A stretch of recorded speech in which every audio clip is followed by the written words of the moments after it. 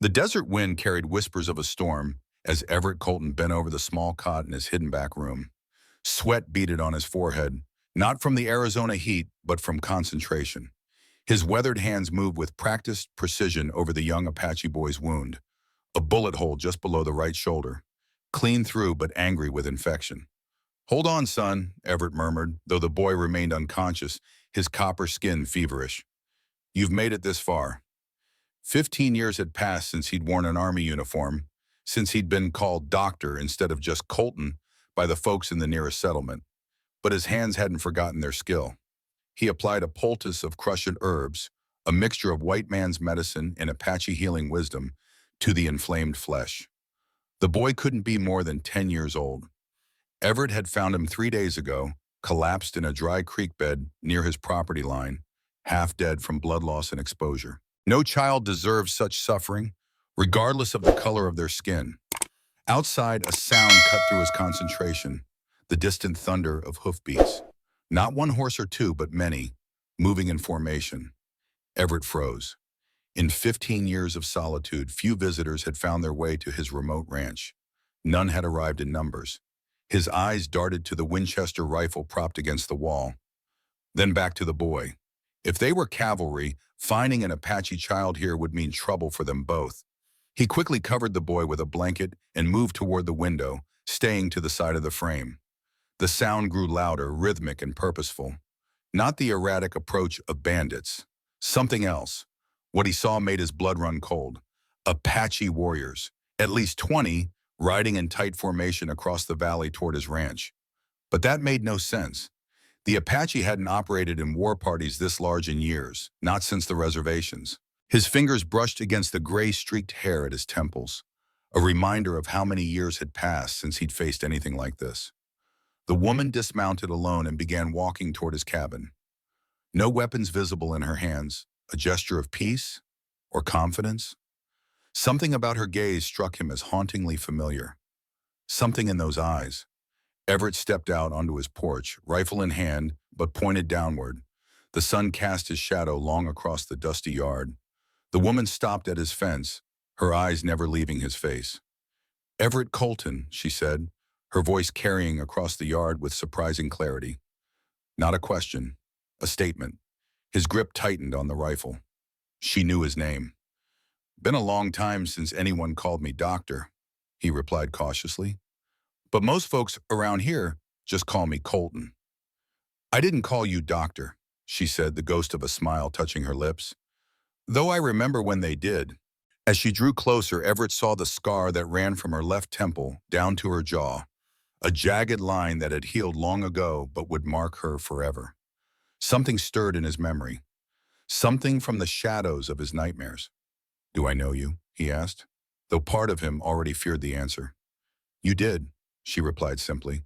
15 years ago, at the massacre." The words hit Everett like a physical blow that day. The event he hadn't allowed himself to remember for 15 years. The day that had changed everything. "Who are you?" His voice had gone hoarse, barely above a whisper. "My people call me Nara." She stood straight, dignity in every line of her body. "I was 12 years old when you pulled me from beneath my mother's body and hid me in your medical wagon." The world seemed to tilt beneath Everett's feet. Images flooded back. The screams, the gunfire, the orders he'd questioned, but ultimately obeyed. And the small girl, barely alive, whom he'd hidden and later released into the night, never knowing if she had survived. "Nara," he repeated, the name settling into the space between them like a weight. "I thought that I died?" She tilted her head slightly. "Many did, but not me. Thanks to the man my people came to call Black Crow." Everett's blood turned to ice.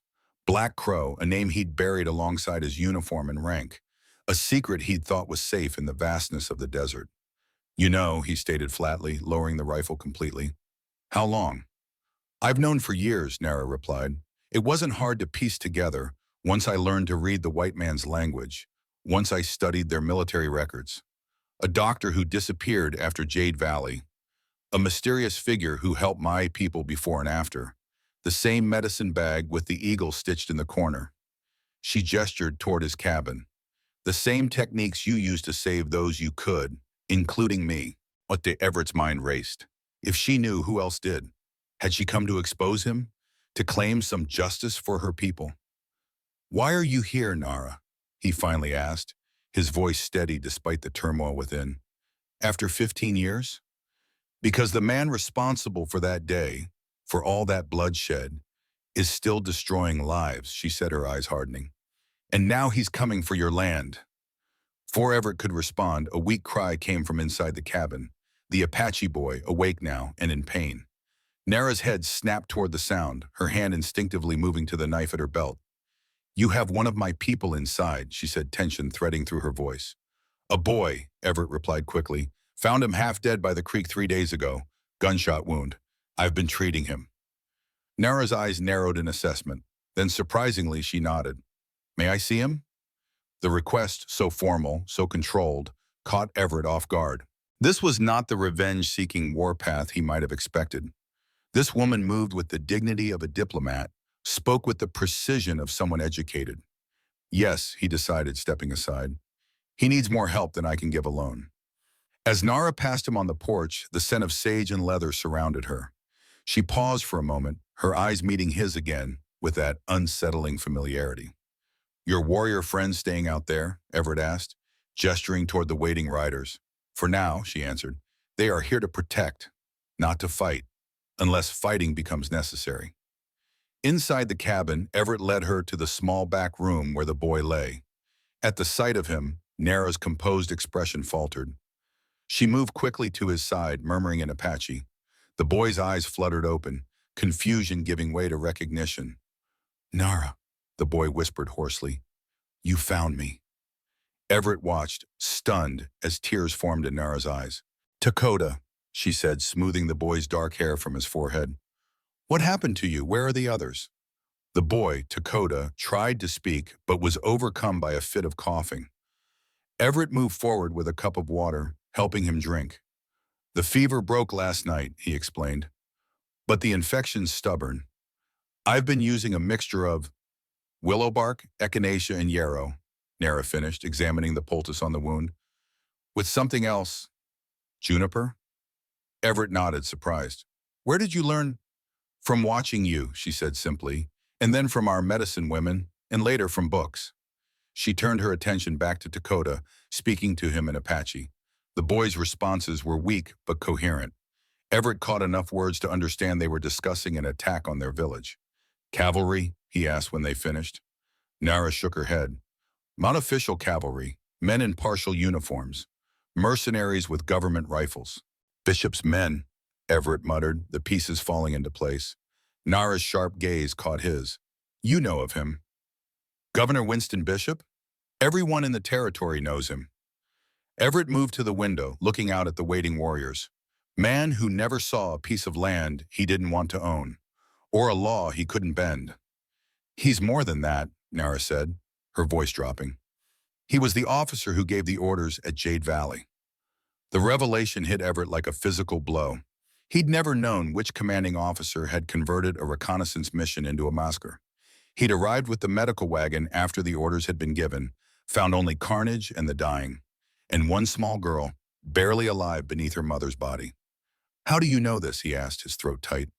"Because 15 years is a long time to search for answers," Nara replied, her focus still on Dakota's wound as she gently adjusted the bandage. "I didn't just disappear into the reservation, Colton. I learned. I watched. I traveled east to schools in St. Louis and Chicago." She glanced up, meeting his incredulous expression. "Surprise? There are missionary schools that take Indian children, especially those who demonstrate potential." The way she said the word carried a weight of experiences Everett could only imagine. "They tried to kill the Indian to save the man," she continued, quoting the infamous educational philosophy. "What they didn't realize was that in teaching me their lost souls, their language, their ways of record-keeping, they were giving me the weapons I would need." Everett found himself reassessing everything about the woman before him. No longer the frightened child he'd saved, but a formidable force in her own right. "And the warriors outside?" he asked. "They follow me because I've given them something Bishop and men like him never could: purpose and the skills to achieve it."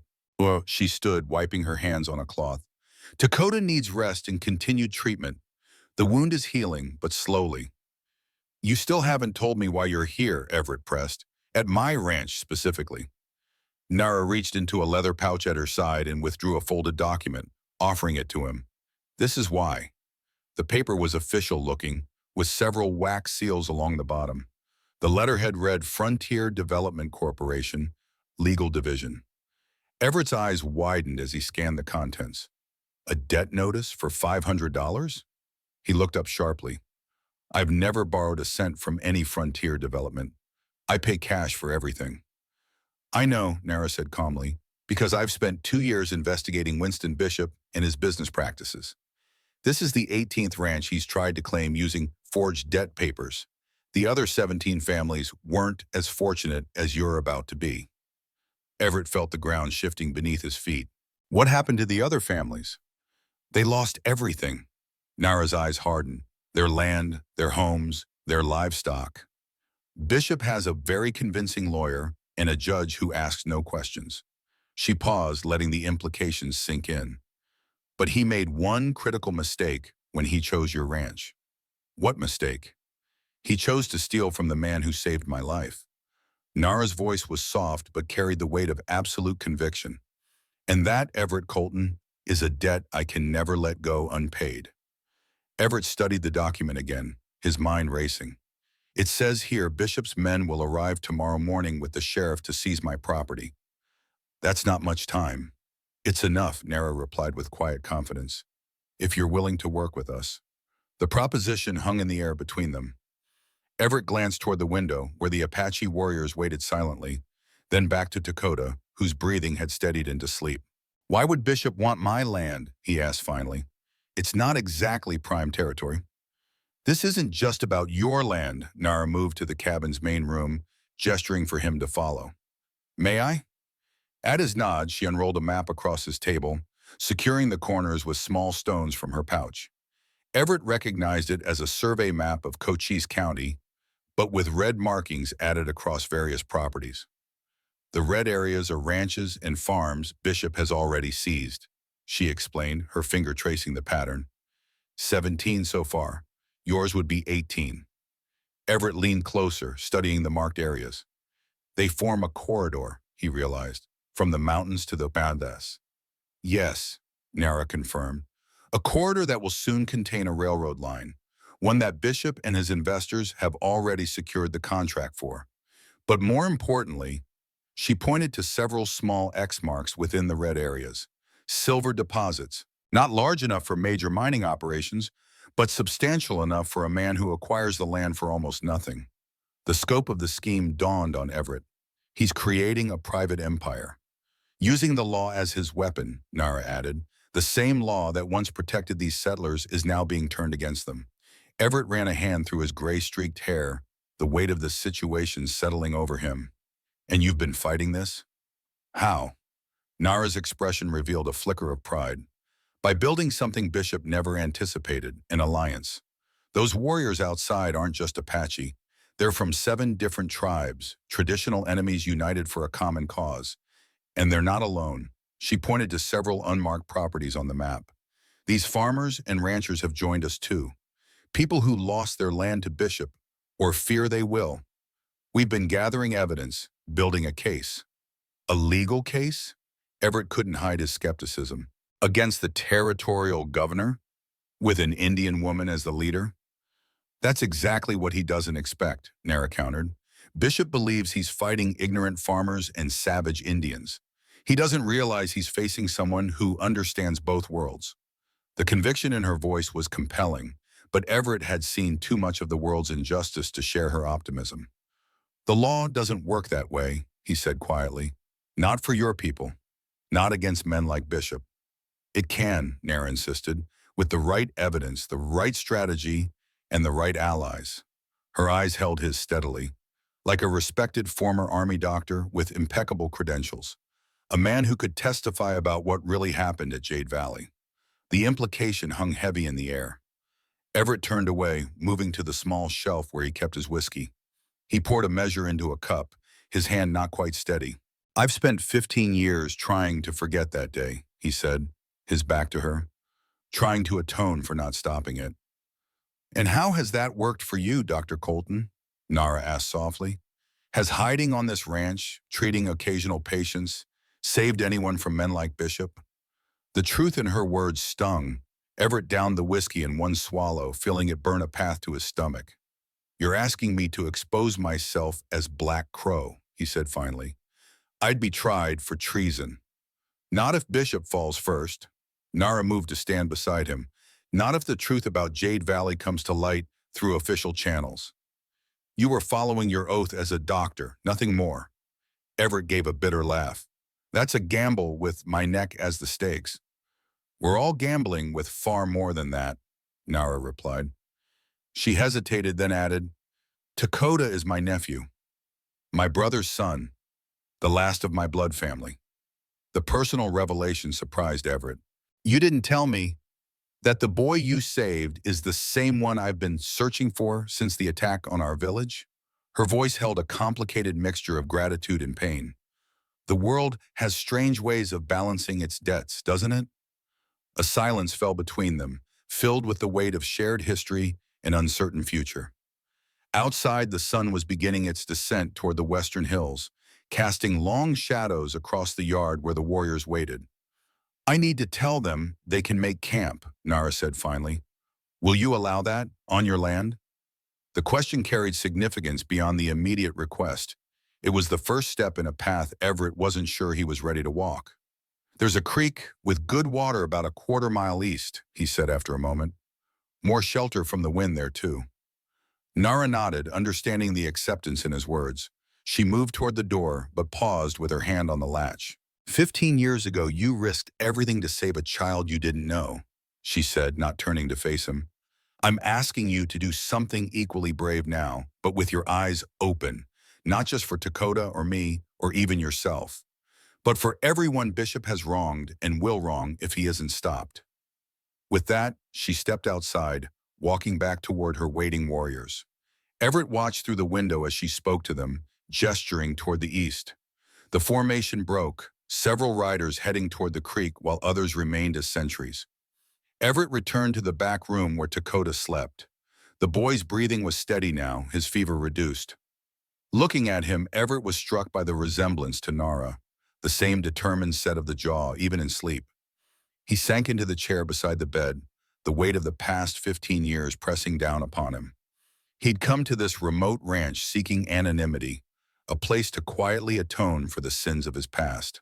Instead, the past had found him, embodied in a scarred woman with eyes that had seen too much and a spirit that refused to break.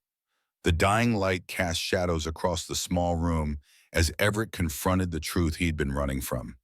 Atonement wasn't found in hiding, and some debts could never be repaid except by facing the very demons you'd fled. As night settled over the desert, Everett sat on his porch, watching the distant flicker of campfires where Nara's people had made camp. The familiar weight of his old medical bag rested on his lap. He hadn't opened it in years, keeping it as a reminder rather than a tool. The creak of footsteps announced Nara's approach. She carried 2 steaming cups, offering one to him. "Your people make better coffee than most white settlements," he commented after taking a sip. "We've had to learn many skills to survive," she replied, settling on the porch step below him.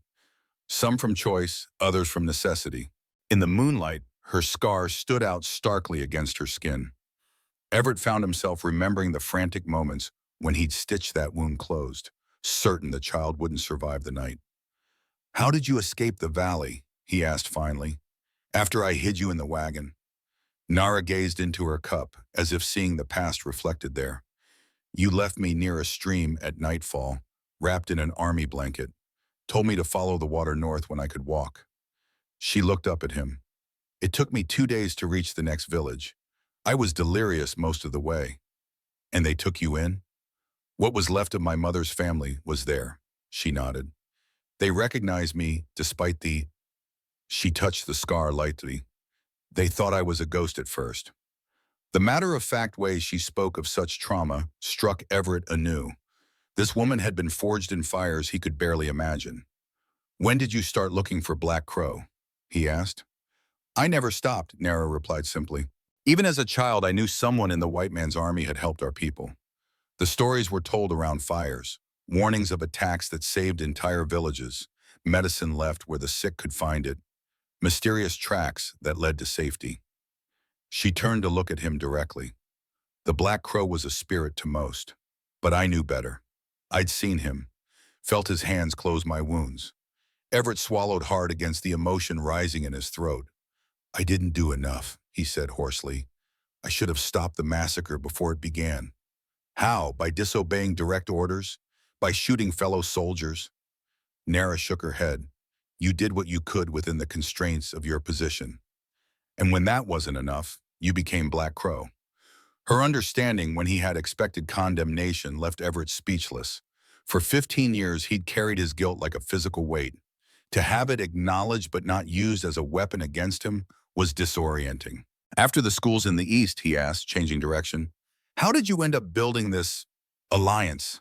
Slowly, Nara smiled slightly. First, I had to return to my people with strange ideas and stranger ways. Not everyone welcomed what I'd learned. I can imagine, Everett nodded. But knowledge is power, she continued. When I could write letters that officials had to answer, when I could read their responses and explain the legal language, people began to listen. When I helped the first family challenge Bishop's claim and recover their farm, others took notice. She gestured toward the distant campfires. The alliance grew from necessity. Different tribes realized we faced common threats. Farmers and ranchers realized we could be allies rather than enemies. It's fragile still, but growing stronger. Everett studied her in the moonlight, trying to reconcile the poised woman before him with the dying child he'd saved. And Bishop? When did you learn he was behind Jade Valley? A shadow crossed Nara's face. 3 years ago, I found records in the Territorial Archive, reports that had been deliberately misfiled. Her voice hardened. The official story called it a regrettable engagement with hostile forces. Bishop received a commendation for decisive action. The bitterness in her tone matches the acid in Everett's stomach. He'd heard the sanitized reports afterward, known they were lies, but had been powerless to challenge them.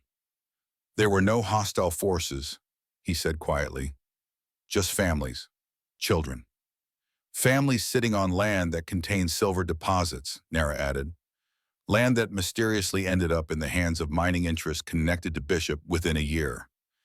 The pieces aligned with sickening clarity, and now he's doing it again, but through legal means. The methods change, the greed remains constant. Nara set her empty cup aside. We have until morning to prepare. Bishop will send Sheriff Hayes with a small force, not expecting resistance. Hayes is a decent man, Everett frowned. Why would he enforce a fraudulent claim? Because Bishop has leverage over him, Nara explained. His daughter, Catherine, works as Bishop's secretary, but she's essentially a hostage, ensuring her father's cooperation. Everett cursed under his breath. That explains a lot about Hayes's recent actions. The man still has a conscience, Nara observed. It's why Bishop needs to control him so tightly.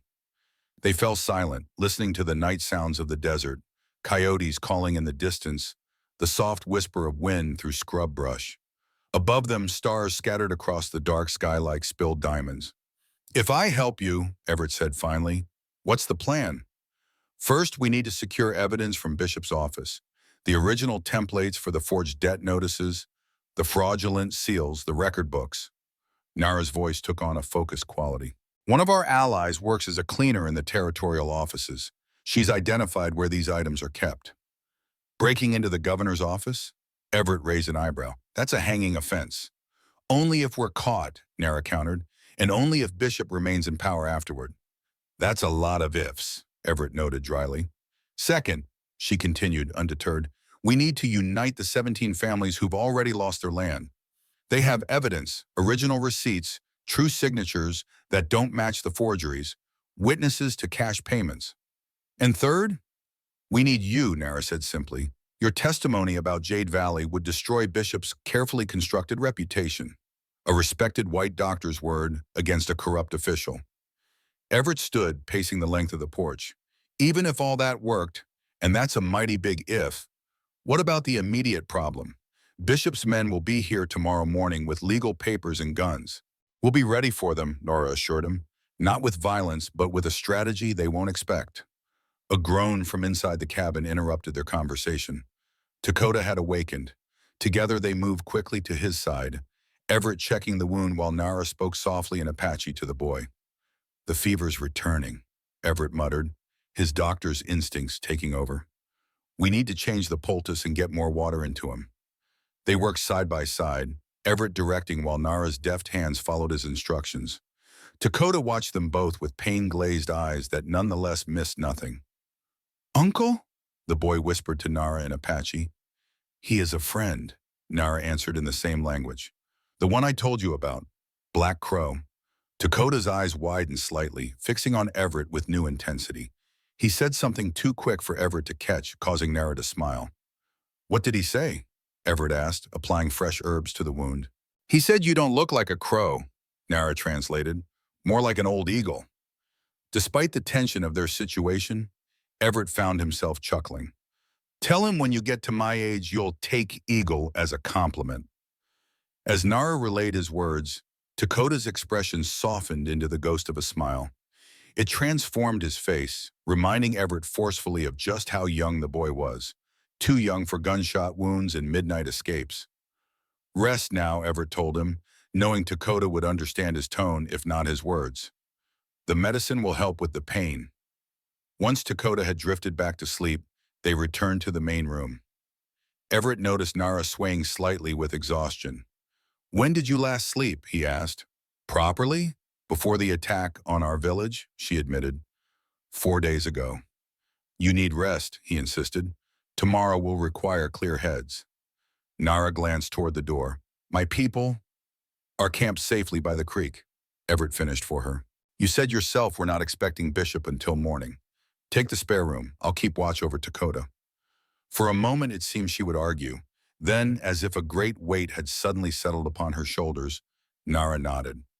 Wake me if his condition changes, or if any riders approach. You have my word, Everett promised. After showing her to the small second bedroom, Everett returned to Dakota's side, settling into the chair with his medical bag open beside him. The familiar tools of his former profession gleamed in the lamplight. Scalpels, forceps, suture needles. Tools that had once saved lives and, in their absence during Jade Valley, had allowed too many to be lost. As the night deepened around the quiet cabin, Everett found himself at a crossroads he'd never expected to face. For 15 years he'd lived with his guilt, believing that solitude was his penance. Now Nara had offered him something he'd thought forever beyond reach, a chance for true redemption. But the cost could be everything. His freedom, his life, the quiet existence he'd built. Dakota stirred in his sleep, murmuring words in Apache that Everett couldn't understand. The boy's hand clutched at the blanket, his face contorting with pain or fear from some dream. Without thinking, Everett reached out, placing his weathered hand over the boy's smaller one. You see, you're safe, he whispered. The words meant as much for himself as for the sleeping child. For tonight, at least, you're safe. Outside, an owl called into the darkness, its lonely voice carrying across the desert. Everett closed his eyes, letting the familiar sound wash over him. In the Apache tradition, owls often carried messages from the spirit world. He wondered what message this one brought, warning or blessing. By morning, he would need to decide. Stand with Nara against Bishop, exposing himself as Black Crow and risking everything. Or remain in the shadows, safe but forever haunted by what might have been. They stood in companionable silence, watching as the camp by the creek stirred to life. Smoke from cooking fires rose in thin columns against the brightening sky. I've been thinking about your plan, Everett said finally. It's bold, but there are too many ways it could go wrong. Every plan has weaknesses, Nara acknowledged, but doing nothing guarantees defeat. I'm not suggesting we do nothing. Everett turned to face her. But we need to understand what we're truly facing. Bishop isn't just a corrupt official, he's a murderer who spent 15 years building his power. He won't fall easily. No, Nara agreed, her expression hardening, but neither did I. The simple statement, delivered without dramatic emphasis, struck Everett with its profound truth. This woman had survived massacre, displacement, and the systematic destruction of her culture. Yet here she stood, unbowed. I need to show you something, he decided. Come with me. He led her to a small shed behind the cabin, unlocking a heavy padlock with a key he kept around his neck. Inside, beneath a canvas tarp, lay a weathered trunk. I haven't opened this in 12 years, Everett admitted, his hands hesitating on the latches. Thought about burning it more than once. When he finally lifted the lid, Nara leaned forward, curious. The trunk contained neatly organized papers, a leather-bound journal, and what appeared to be military documents. My service records, Everett explained, lifting out a stack of papers, including my original reports from Jade Valley, the ones that never made it into the official record. Nara's breath caught. You kept them? Evidence of my failure, he said grimly. But maybe now they can serve a better purpose. He continued through the contents, maps of military campaigns, orders for troop movements, medical logs detailing casualties with clinical precision. At the bottom of the trunk lay a smaller box, which he opened to reveal a tarnished medal. Distinguished Service Cross, he said with a bitter laugh, for exemplary medical care under hostile conditions at Jade Valley. I never wore it. Nara's fingers hovered over the medal but didn't touch it. The honor lies in what you actually did, not in what they thought you did. Everett returned the items to the trunk except for the journal and original reports. These might help build your case against Bishop, he said, handing them to her. Names, dates, locations, all recorded while events were still fresh. Nara accepted them with reverence, understanding their significance. Thank you, she said simply. This is a powerful gift. Not a gift, Everett corrected her. A weapon, if used properly. They returned to the cabin, where Nara carefully stored the documents in her leather pouch. Outside, 3 riders approached from the creek camp. A tall Apache warrior Everett hadn't seen before, flanked by 2 others. Kichi, Nara explained, seeing Everett's questioning look. My most trusted ally and our finest tracker. He brings news. The riders dismounted at the fence line, showing the same respectful distance as the previous day. Nara walked out to meet them, conversing briefly in Apache before returning with Kichi. The other warriors remained outside. Kichi stood over 6 feet tall, his face weathered by sun and experience. Unlike the other warriors, he wore a mix of traditional clothing and cavalry pants, with multiple knives visible at his belt. His eyes scanned the cabin interior with professional assessment before settling on Everett. So, this is Black Crow, he said in perfect unaccented English. You look older than in Nara's stories. 15 years will do that, Everett replied dryly, especially the way I've spent them. A hint of amusement crossed Kichi's stoic features. The scouts report movement from town, he said, turning to Nara. 2 riders heading this way, not Bishop's men, looks like the sheriff and another man. Nara and Everett exchanged glances. Hayes coming ahead of schedule? Everett wondered. Or coming to warn us, Nara suggested. He's not entirely Bishop's man, despite appearances. Kichi moved to the window, positioning himself to see without being seen. They'll be here within the hour. Should we intercept? No, Nara decided after a moment's thought. Let them come, but have our people ready if things go badly. With a nod, Kichi slipped out the door, returning to the waiting warriors. Everett watched him go with newfound respect. Where did you find him? He asked. Kichi found me, Nara corrected, after I returned from the east. He was working as a scout for the cavalry, watching, learning, gathering information about troop movements that might threaten our people. A dangerous position. Very, she agreed, but Kichi has a gift for moving between worlds without being fully seen in either, much like you once did. The comparison wasn't lost on Everett. And the others in your alliance? Are they all warriors? Many are, Nara acknowledged, but we also have farmers, teachers, a former lawyer, even a disgraced territorial judge who lost his position when he ruled against one of Bishop's schemes. She moved to her saddlebags, which had been brought in overnight, and withdrew a leather folder filled with papers. These are statements from 17 families who've lost land to Bishop, along with whatever evidence they managed to save. Everett accepted the folder, quickly scanning its contents. The documents told a pattern of deceit so blatant it would have been laughable if not for the human cost. Forged debt notices, inflated interest rates, signatures that clearly didn't match their supposed authors. This is beyond corruption, he muttered. It's organized theft on a territorial scale. Backed by the threat of violence for anyone who resists, Nara added. 3 men who challenged their evictions were later found dead. Accidents, according to the official reports. And you still think we can fight this through legal channels? Everett asked skeptically. With the right pressure points, yes. Nara tapped the folder. Bishop has built an empire on falsified documents. The territorial judge may be in his pocket, but federal authorities would take notice if presented with irrefutable evidence. Assuming we live long enough to present it, Everett pointed out. Before Nara could respond, Dakota called weakly from the back room. They found him awake, his eyes clearer than the previous day. The riders, he said in halting English when they entered. I heard. Coming here? Yes, Nara confirmed, sitting beside him. But we're safe for now.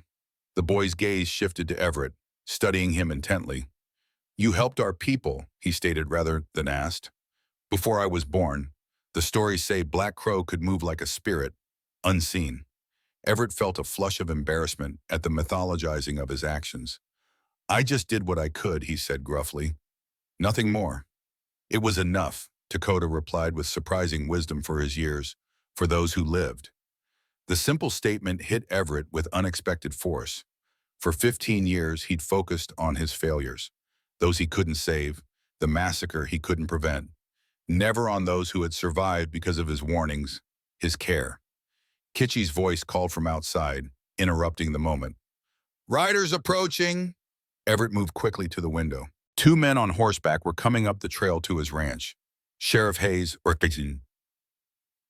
recognizable by his distinctive hat, and another man Everett didn't immediately identify. It's Hayes, he confirmed to Nara, and someone else. Looks like a doctor's bag on his saddle.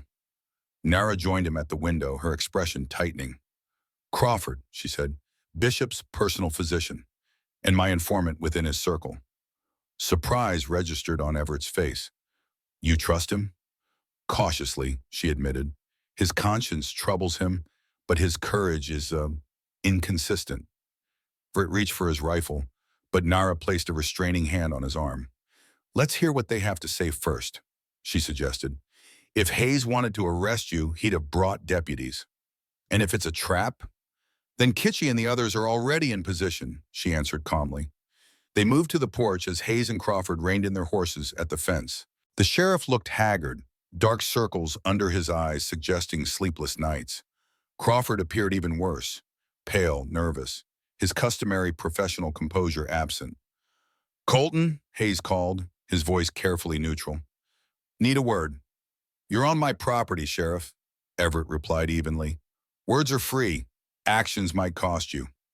Hayes's eyes flicked to Nara, then beyond her to where Kitchy had materialized silently at the corner of the cabin. I see you've got company, he observed dryly. Unusual company. Is that why you're here? Everett asked. To comment on my visitors? I'm here to warn you, Hayes said, dropping pretense. Bishop's sending men tomorrow at first light, not just to serve papers, but to make an example. He knows about your guests. Everett and Nara exchanged glances. This changed the timeline they'd been working with. How does he know? Nara asked directly. Crawford cleared his throat nervously. He has informants everywhere, the doctor said, including among your people, I fear. The implication hung heavy in the air, a traitor within the alliance. Why tell us this? Everett pressed, still suspicious. You're Bishop's man, Hayes, we all know it. A flash of shame crossed the sheriff's weathered face. I used to be my own man, he said quietly. Before Catherine got that job in his office, before I understood what it really meant. Your daughter, Nara said with unexpected gentleness. How is she? Hayes looked startled at the question, then wary. How do you know about Catherine? I make it my business to understand the pressures Bishop uses on his allies, Nara replied. Your daughter's situation hasn't gone unnoticed. She's alive, Hayes said tersely. Unhappy, watched constantly. They call her a secretary, but we both know she's leverage. Crawford shifted uncomfortably in his saddle. Bishop's becoming more paranoid, he added. The land corridor is almost complete. The railroad contracts are signed. He can't afford complications now. Like me, Everett suggested. Like anyone who resists, Crawford corrected him, but especially someone with your history. The pointed reference made it clear that Crawford knew about Everett's past. How much remained to be seen. We should continue this conversation inside, Nara suggested, aware of how exposed they were. If you're truly here to help.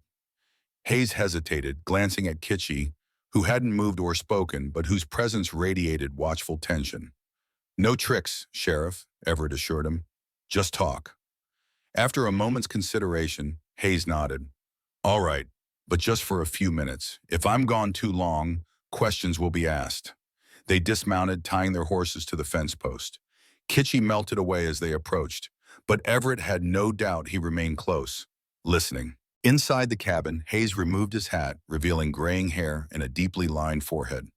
Crawford remained standing near the door, as if ready for a quick exit if needed. Bishop's planning something bigger than just taking your ranch, Hayes said without preamble. This is the final piece he needs before moving to phase 2. Which is? Nara prompted. Mining operations, Crawford supplied when Hayes hesitated. But not just silver. Something else was discovered during the survey. I don't know what exactly, but it's valuable enough that Eastern investors are involved now. And the railroad will transport it, Everett concluded, the pieces fitting together. That's why he needs this specific corridor of land.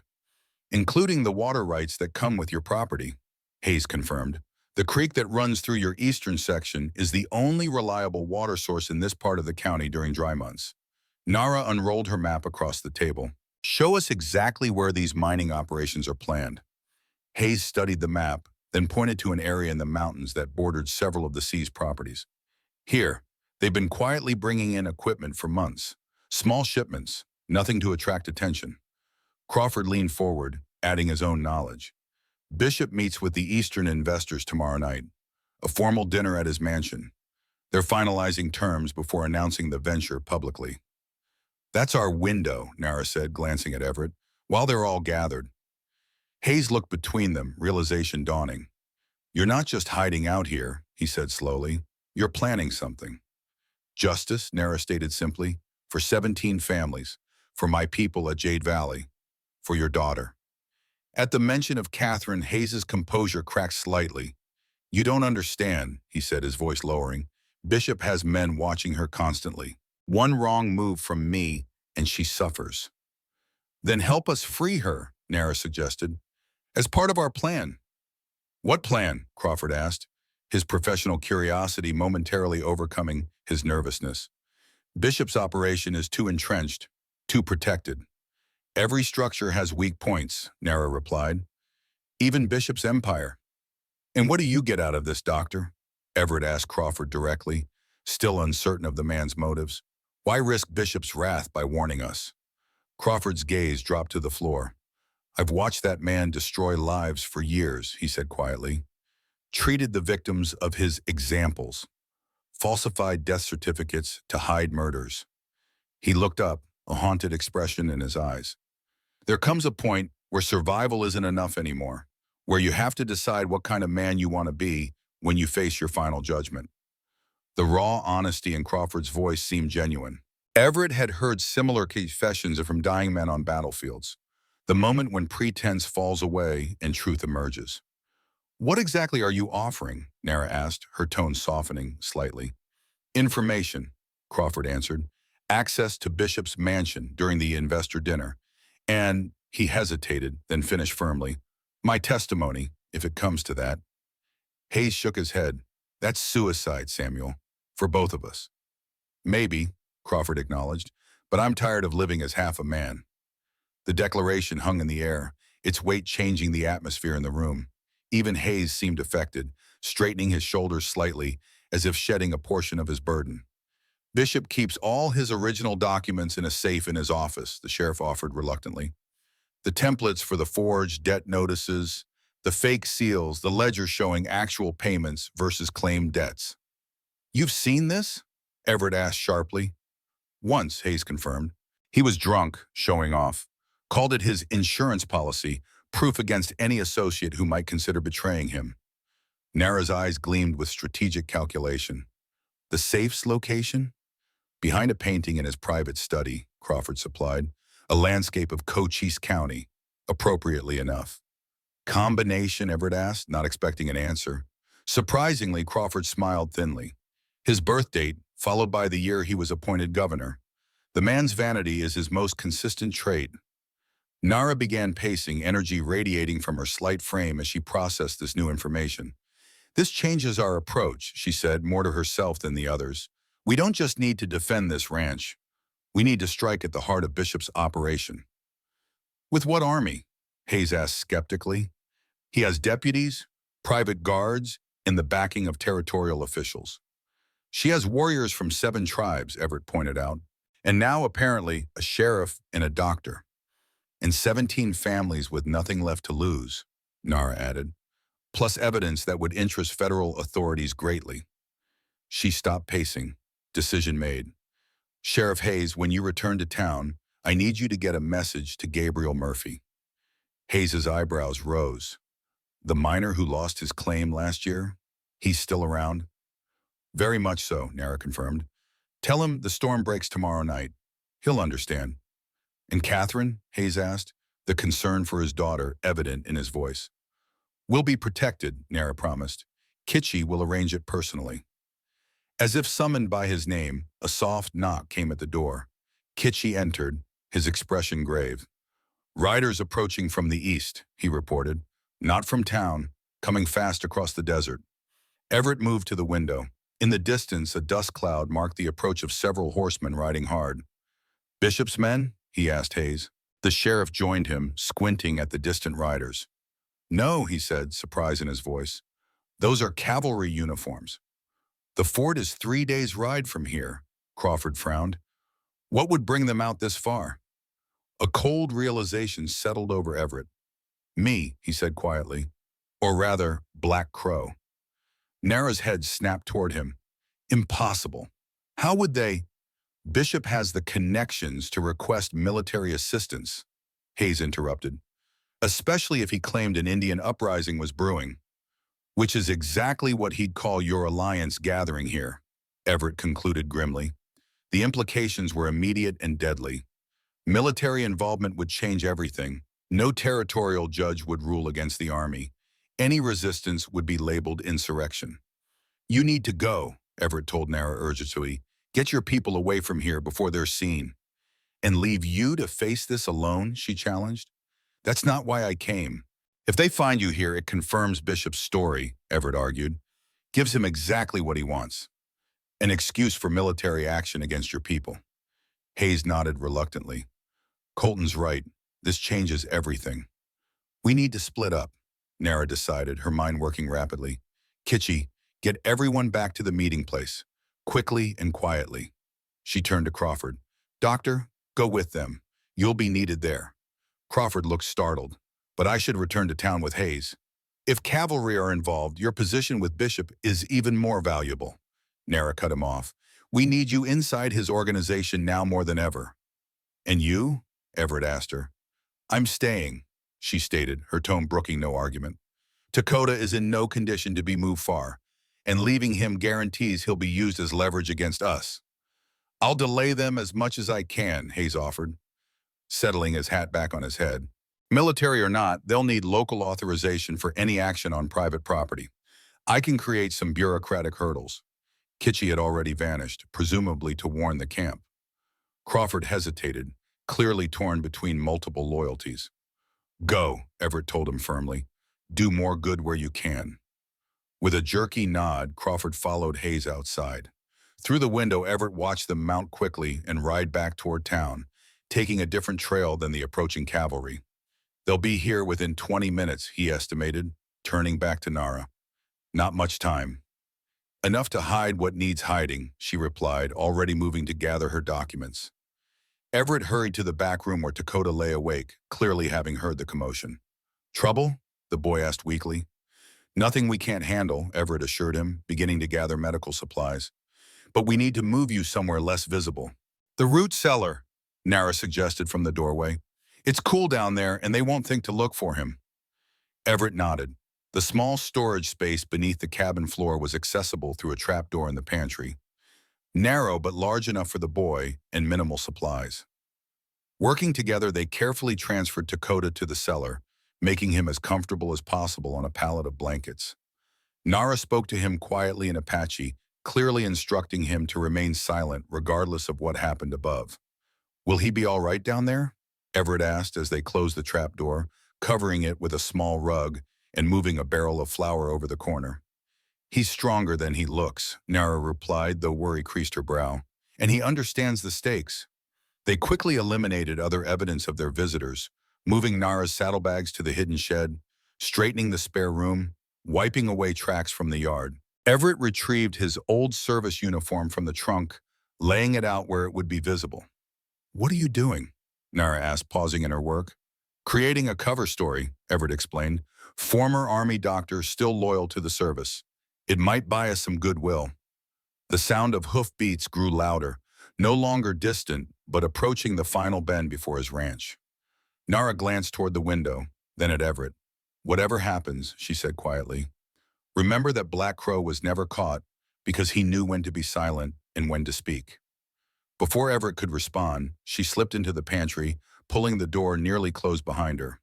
Not hiding completely, he noted, positioning herself to hear everything while remaining unseen unless the cabin was thoroughly searched. Everett took a deep breath, settling his features into the neutral expression he'd worn through countless battlefield horrors. Then he stepped onto the porch just as 6 uniformed cavalrymen reined in their horses at his fence. Their leader, a young lieutenant with a fresh-looking commission and an overly starched uniform, urged his mount forward. "Dr. Everett Colton," he called formally. "Just Colton these days," Everett replied evenly. "Haven't been doctor in a long time." "Lieutenant James Forrester, 7th Cavalry," the officer introduced himself with military precision. "We've been dispatched from Fort Verde on urgent territorial business." Everett noted the unit designation with private irony, his old regiment. "Quite a ride from the fort," he observed mildly. "Must be important business indeed." "We have reports of unauthorized gatherings of Indians in this area," Forrester stated, his young face serious beneath his campaign hat. "Possibly hostile intentions. Governor Bishop has requested military assistance in maintaining order." "Governor Bishop seems concerned about a lot of things that don't exist," Everett remarked, leaning against the porch post with deliberate casualness. "No hostile Indians here, Lieutenant. Just an old man tending his ranch." Forrester's eyes narrowed slightly. "You're aware harboring non-reservation Indians is a federal offense, Dr. Colton?" "Aware of many federal regulations," Everett confirmed, "including those about military personnel requiring proper authorization to search private property." One of the soldiers, an older sergeant with combat experience evident in his scarred face, suppressed a smile at Everett's pushback. Forrester, however, merely stiffened. "We have authorization from the territorial governor," he insisted, producing a folded document from his saddlebag. "Then you should have no trouble securing the additional authorization from Sheriff Hayes," Everett countered, "as required by territorial law for any action against private citizens." The sergeant's smile became more pronounced, while Forrester's face flushed slightly. Clearly, the young officer hadn't expected legal resistance from a frontier rancher. "Nevertheless," Forrester pressed, "we've received reliable intelligence about a gathering of Apache and other tribal members specifically on or near your property. Intelligence corroborated by multiple sources." Everett raised an eyebrow. "What sources would those be, Lieutenant?" "I'm not at liberty to disclose that information." "Of course not," Everett nodded sagely. "Well, you're welcome to water your horses at the trough there, and I can offer coffee if you've had a long ride. But without proper authorization, that's the limit of my hospitality." The sergeant coughed pointedly, drawing the lieutenant's attention. They conferred briefly in low voices before Forrester turned back to Everett. "Perhaps you wouldn't object to answering a few questions," he suggested, his tone marginally less confrontational. "To clarify the situation." Everett gestured toward the porch steps. "Questions are free. Coffee's available if you want it." Forrester dismounted, handing his reins to one of the privates. The sergeant followed while the other soldiers remained on horseback, alert and watching. "Sergeant Mills will accompany me," Forrester said stiffly. "The rest of my men will remain here." Everett led them into the cabin, acutely aware of Nara's presence just beyond the pantry door. He busied himself with the coffee pot, using the activity to mask any nervousness. "You served with the 7th, I understand," Forrester began, accepting a cup. "As a field surgeon." "Long time ago," Everett acknowledged. "Before your time, Lieutenant." Your record was exemplary, Forrester continued, surprising Everett with this knowledge of his background. Distinguished Service Cross, commendations from 3 different commanding officers. Military keeps thorough records, Everett observed neutrally. Indeed, Forrester set his cup down untouched, including records of your sudden resignation following the Jade Valley incident. The direct reference to that dark day sent a chill through Everett. Not casual conversation then, a targeted investigation. Many men left service after difficult campaigns, he replied carefully. Most don't disappear into the desert for 15 years, Forrester pointed out. Most maintain some contact with former comrades, with society. I prefer solitude, Everett said, meeting the lieutenant's gaze steadily. Always have. Sergeant Mills, who had been quietly observing the exchange, finally spoke. Begging your pardon, sir, he addressed Everett rather than Forrester, but I served with the 7th myself during that time. Different company than yours, but I remember the talk after Jade Valley. Everett tensed imperceptibly. What talk would that be, Sergeant? About medical supplies going missing, Mills said, his eyes watchful. About warnings that somehow reached Apache villages ahead of military movements. About a doctor who asked too many questions about civilian casualties. The atmosphere in the cabin grew charged with unspoken accusations. Forrester watched Everett intently, waiting for his reaction. Behind his calm exterior, Everett's mind raced, calculating how much they knew versus what they suspected. War brings out the best and worst in men, he said finally. I did my duty as I understood it. To heal, not to harm. Some might call that sympathizing with the enemy, Forrester suggested. Some might, Everett agreed. Others might call it following the Hippocratic Oath. Depends on your perspective, Lieutenant. Mills nodded slightly, something like respect in his weathered face. The men used to say you'd treat anyone who came to your tent. Blue coat, Apache, civilian. Made no difference to you. Suffering doesn't discriminate, Everett replied. Neither did I. A subtle shift had occurred in the conversation, from interrogation to something more nuanced. Everett sensed that Mills, at least, wasn't fully committed to Bishop's narrative. Governor Bishop has taken a personal interest in this matter, Forrester stated, returning to his original purpose. He believes there may be connection between you and the so-called Black Crow who interfered with military operations during that period. And there it was, the real reason for their visit. Not just random Indian gatherings, but a targeted investigation into his past. Bishop must have discovered or suspected his identity as Black Crow. Black Crow? Everett repeated, allowing a note of confusion into his voice. Some Apache spirit, wasn't it? The men used to talk about it around campfires. Not a spirit, Forrester corrected him sharply. A traitor. Someone with inside knowledge of military movements who warned hostile forces, resulting in ambushes, failed operations, and soldier deaths. Everett set his coffee cup down with deliberate care. Serious accusations, Lieutenant. Against whom exactly? That's what we're here to determine. Forrester leaned forward. Governor Bishop believes recent gatherings of non-reservation Indians may be connected to this historical figure, perhaps a resurgence of resistance activities. Based on what evidence? Everett challenged. Information from confidential sources, Forrester repeated stubbornly. Mills cleared his throat. What the lieutenant means, sir, is that several ranchers reported seeing groups of Indians moving through this area recently. Given your history, the governor suggested we investigate. My history of treating all patients equally? Everett asked with mild sarcasm. Or my history of asking uncomfortable questions about civilian casualties? The sergeant's mouth twitched in what might have been suppressed amusement. The governor didn't specify, sir. Forrester, clearly annoyed by his sergeant's less confrontational approach, stood abruptly. Perhaps a look around your property would clarify matters, he suggested, though his tone made it more demand than request. As I mentioned earlier, Lieutenant, that would require proper authorization, Everett reminded him calmly.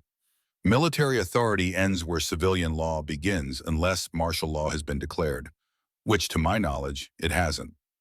Obstruction could be considered suspicious behavior, Forrester warned. Knowing and asserting my legal rights is the behavior of an informed citizen, Everett countered, something I'd expect military officers to respect, given their oath to the Constitution. The reference to his oath clearly struck a nerve with Forrester, Before he could respond, however, the sound of approaching horses drew their attention to the window. Sheriff Hayes was returning, but not alone. With him rode a well-dressed man in an expensive suit, mounted on a thoroughbred that seemed out of place on the desert trails. Even from a distance, Everett recognized the imperious posture, the calculated authority. Governor Winston Bishop himself had decided to join the proceedings. Everett's stomach tightened. Bishop's personal appearance changed everything, escalating a routine investigation into a direct confrontation. He glanced toward the pantry, hoping Nara would remain hidden, then moved to the door. "Seems you have reinforcements, Lieutenant," he observed dryly. Forrester straightened his uniform, clearly surprised by the governor's arrival, but attempting to hide it. "Governor Bishop takes threats to territorial security very seriously," he said stiffly. "So I've heard," Everett murmured. As Bishop and Hayes reached the yard, the atmosphere shifted perceptibly. The cavalry soldiers snapped to attention, while Bishop dismounted with the fluid grace of a man accustomed to deference. He was tall, silver-haired, with the robust physique of someone who had once been a field officer, but now enjoyed the comforts of power. His eyes, however, remained those of a predator, calculating, cold, missing nothing. "Dr. Colton," he called, his voice carrying the practiced resonance of a public speaker. "What a pleasure to finally meet you. Your reputation precedes you." Everett stepped onto the porch, deliberately withholding the customary response to such a greeting. "Governor," he acknowledged simply, "unusual to see you so far from the territorial capital." "The welfare of every citizen in Arizona Territory is my concern," Bishop replied smoothly. "When I heard about potential unrest in this area, I felt personal attention was warranted." Hayes dismounted more slowly, his expression carefully neutral. Only the slight tension around his eyes communicated any warning to Everett. "Lieutenant Forrester," Bishop addressed the young officer, "your preliminary findings?" "We were just discussing Dr. Colton's military service," Forrester reported, "and certain irregularities following the Jade Valley operation." Bishop's smile never reached his eyes. "Ah, Jade Valley. A regrettable but necessary engagement. You were there, weren't you, Doctor?" "I treated the wounded afterward," Everett confirmed, his tone deliberately flat. "There were many." "War has casualties," Bishop said dismissively, "especially when dealing with hostile forces."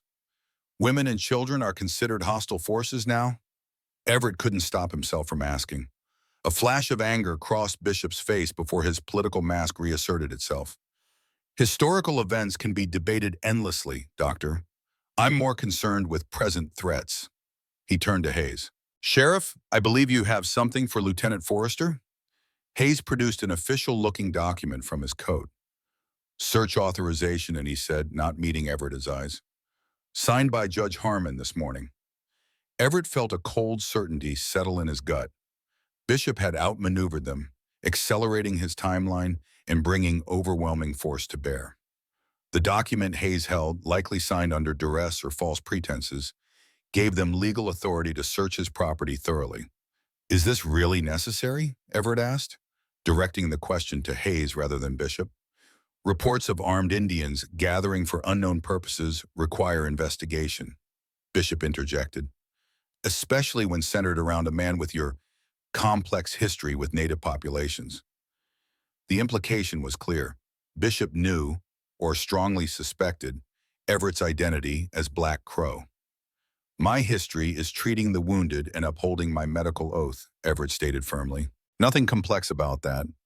Bishop's smile turned predatory. "Then you should have no objection to Lieutenant Forrester conducting his search. Unless, of course, there's something you'd prefer remained hidden." The challenge hung in the air between them. Everett knew refusal would only confirm Bishop's suspicions and potentially lead to forcible entry. Worse, it might endanger Nara and Dakota if violence erupted. "My home is modest," he said finally, "but you are welcome to see for yourselves that it harbors no threats to territorial security." Bishop nodded to Forrester, who immediately signaled two of his men to dismount. "Thorough search," the lieutenant ordered. "Every room, every outbuilding." As the soldiers approached, Everett felt a moment of pure dread. The pantry where Nara hid would be discovered quickly. The root cellar where Dakota lay hidden would likely be found soon after. And then, "Governor," Hayes said suddenly, While the search proceeds, perhaps Dr. Colton could address the debt notice issue? Since we're all here, Bishop's eyebrows rose slightly at the unexpected diversion. The financial matter is secondary, Sheriff. Security concerns take precedence. Of course, Hayes agreed smoothly, but since the property seizure is scheduled for tomorrow, clarifying the legal status today might streamline procedures. It was a transparent attempt to buy time, but it worked. Bishop hesitated, then nodded. Very well. Dr. Colton, are you aware of your outstanding debt to Frontier Development Corporation? I'm aware of a fraudulent claim, Everett replied evenly. I've never borrowed money from any corporation, Frontier or otherwise. Bishop's eyes narrowed. Strong accusation, Doctor. The documentation is quite clear. $500 borrowed 2 years ago for livestock and winter supplies, with accumulated interest now totaling $720. Documentation can be forged, Everett pointed out, especially when the forger controls the courts reviewing it. A dangerous glint appeared in Bishop's gaze. Careful, Doctor. Accusations against a territorial official without evidence could constitute slander. I have evidence, Everett said, seizing the opening. Would you like to see it? For the first time, uncertainty flickered across Bishop's confident facade. This clearly wasn't the response he had anticipated. What evidence? He demanded. My complete financial records for the past 5 years, Everett improvised, desperately playing for time as the soldiers disappeared into his cabin, including receipts for cash payments for all supplies and livestock, witnessed and countersigned. Hayes picked up the thread smoothly. Standard procedure would require review of competing documentation before any seizure, he noted, especially with a citizen of Dr. Colton's standing. Bishop's jaw tightened almost imperceptibly. The court has already ruled on this matter, Sheriff. Based on documents only from the claimant, Hayes countered respectfully. Judge Harmon would want to maintain procedural integrity, I'm sure. The mention of procedural integrity, implying potential scrutiny of the judge's actions, clearly struck a nerve with Bishop. Before he could respond, however, one of the soldiers emerged from the cabin. All clear inside, sir, he reported to Forrester. No signs of recent occupation beyond the doctor himself. Everett struggled to maintain his neutral expression. No sign of Nara. That was impossible unless— Check the outbuildings, Forrester ordered, frowning, and the perimeter of the property. As the search continued, Everett's mind raced. Had Nara somehow escaped detection? Or was the soldier deliberately misreporting? Your financial records, Doctor? Bishop prompted, returning to their conversation with visible impatience. In my office in town, Everett lied smoothly. I'd be happy to retrieve them tomorrow morning before any seizure proceedings begin. Convenient? Bishop observed coldly. Prudent, Everett corrected him. I don't keep valuable documents in an isolated ranch house. Bishop studied him with the calculated assessment of a predator gauging weakness. Your military records mention your exceptional intelligence, Doctor. I wonder if you are applying it wisely now. Intelligence suggests caution when dealing with men who revise history, Everett replied, meeting Bishop's gaze steadily. Jade Valley wasn't a military engagement against hostiles. It was a massacre of families who happened to live on valuable land. The words hung in the air like a thrown gauntlet. Hayes tensed visibly, while even Sergeant Mills looked uncomfortable at the direct accusation. Bishop's face hardened into a mask of controlled fury. You forget yourself, Doctor. Those were dangerous times requiring decisive action to protect settlers. Now, strange how those dangerous Apache were sitting on land that mining interests acquired shortly afterward, Everett observed. Land that produced considerable silver yields, if memory serves. Lieutenant, Bishop snapped, turning to Forrester, continue your search. Thoroughly. Dr. Colton seems determined to justify our concerns about his loyalties. Forrester saluted sharply and moved to personally oversee the remaining search. Bishop turned back to Everett, his political mask slipping to reveal the ruthless military man beneath. You've lived in isolation too long, Doctor, he said, his voice low enough that only Everett and Hayes could hear. You've forgotten how the world works, how power flows. I remember exactly how it works, Everett replied quietly. I remember giving morphine to dying children, while officers wrote reports calling them enemy combatants. Bishop leaned closer. Let me be perfectly clear. By this time tomorrow, this property will be mine. If you're still on it, you'll be arrested for trespassing. If you're found associating with non-reservation Indians, you'll face federal charges. And if any evidence connecting you to treasonous activities during your military service emerges, you'll hang. The threat was delivered with such casual certainty that Everett had no doubt Bishop believed fully in his ability to make it happen. "Is that how you've built your empire, Governor?" he asked softly. "Threats and intimidation? Forged documents and convenient deaths?" "I built it by understanding one simple truth," Bishop replied. "Power belongs to those willing to take it and hold it by any means necessary."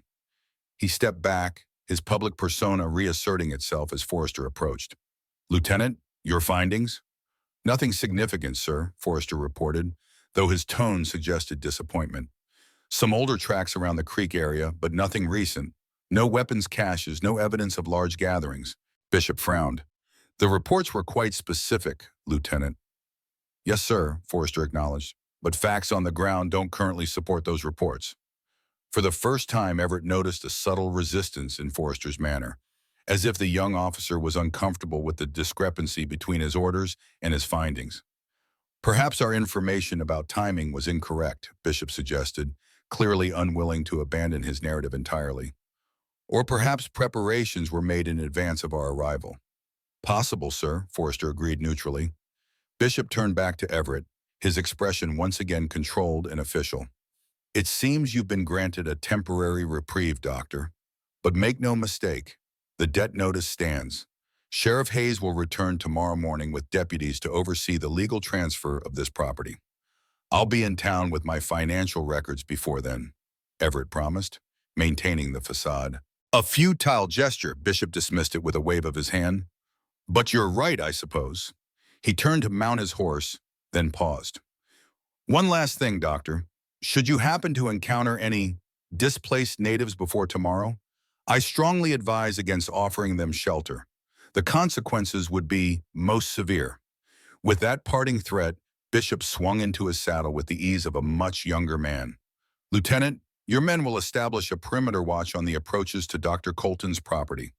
Sheriff, you'll accompany me back to town." Hayes nodded, his expression carefully blank. As he mounted his horse, he gave Everett a nearly imperceptible nod, a silent communication that their earlier conversation still stood. "Good day, Doctor," Bishop said with formal finality. "Enjoy your final night on this property." The cavalcade departed in a cloud of dust, leaving Everett standing alone on his porch. He waited until they were well beyond earshot before re-entering the cabin, heart pounding with unanswered questions. "Nara," he called softly, moving toward the pantry. No response. He opened the pantry door to find it empty, no sign she had ever been there.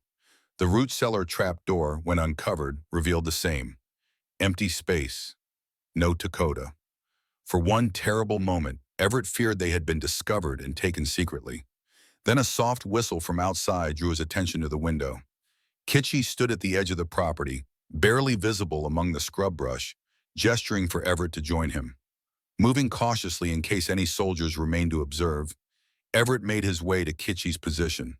"Where are they?" he asked without preamble. "Safe," Kitchie assured him.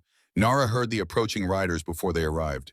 She had me move the boy through the back window while you were speaking with the first soldiers." Relief flooded through Everett. "And Nara?" "Followed shortly after," Kitchie confirmed. "She heard everything from the brush near the cabin." Bishop's appearance was unexpected. "For all of us," Everett agreed grimly. "It changes our timeline. Where are they now?" "The secondary camp," Kitchie replied, "beyond the ridge. Nara asked that you join us after dark. When the watchers Bishop left will be less vigilant." Everett nodded, processing this new reality. "Tell her I'll come. And Kitchie, thank you." The tall warrior studied him for a moment. "Black Crow protected my family when I was a boy," he said quietly. "Tonight, I return that debt." Before Everett could respond, Kitchie melted back into the landscape with the silent skill that had kept his people alive against overwhelming odds for generations. Returning to the cabin, Everett began methodical preparations, gathering essential supplies, hiding anything incriminating, creating the appearance of normal evening activities for any watching eyes. All the while, his mind worked through the implications of Bishop's direct involvement. The governor's personal appearance confirmed what they had suspected. This was more than routine corruption. Bishop felt threatened, enough to abandon his usual approach of working through subordinates. Something about the timing, about the alliance Nara had built, had disturbed his carefully constructed plans. As the sun began its descent toward the western horizon, Everett found himself standing before the old trunk once more. From its depths, he retrieved a small leather pouch he hadn't touched in 15 years. Inside lay a single black feather, a crow's feather, given to him by the first Apache family he had warned of an impending attack. Protection, the elder had told him, pressing it into his palm. The crow sees far, moves unseen, survives where others perish. Everett tucked the feather into his shirt pocket, close to his heart. Tonight, Black Crow would fly again, not as a solitary figure working from the shadows, but as part of something larger, something Bishop clearly feared. An alliance built on a 15-year-old debt of honor that had, at last, come due. Darkness had settled over the desert, bringing with it the cooling breath of night. Everett moved silently through the scrubland, following the ridgeline away from his ranch. Years of solitary hunting had taught him to step lightly, to become part of the landscape rather than an intruder upon it. Twice he paused, sensing rather than seeing the cavalry scouts Bishop had stationed to watch his property. They were good soldiers, but predictable in their patterns. Military training valued order and precision, qualities that made their movements easy to anticipate for someone who had once been one of them. The moon hung low and heavy, offering just enough light to navigate by without revealing his position. After an hour of careful progress, Everett reached the sheltered draw Kitchie had described. Here, the land folded in upon itself, creating a natural depression invisible from the surrounding terrain. A soft whistle, pitched to mimic a desert nighthawk, signaled his arrival. Moments later, Kitchie materialized from the shadows. "You weren't followed," the warrior stated rather than asked. "Bishop's men are watching the wrong trails," Everett confirmed. Kitchie nodded, leading him deeper into the draw where the camp had been established. Unlike their previous position by the creek, this encampment showed remarkable discipline. No fires, minimal movement, tents and horses positioned to leave almost no visible signature from above. In the center, a small group had gathered around a covered lantern whose light was directed downward to prevent detection.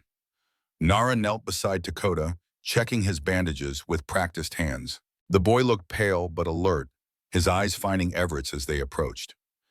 "You made it," Nara said, relief evident in her voice. "When Bishop arrived, I feared that he'd finally caught his black crow," Everett finished wryly. "Not yet, though he came closer than anyone has in 15 years. Crawford looked up from where he sat examining a map. "He's been obsessed with finding Black Crow for years," the doctor revealed. "Keeps a special file in his office, incidents, reports, suspected sightings.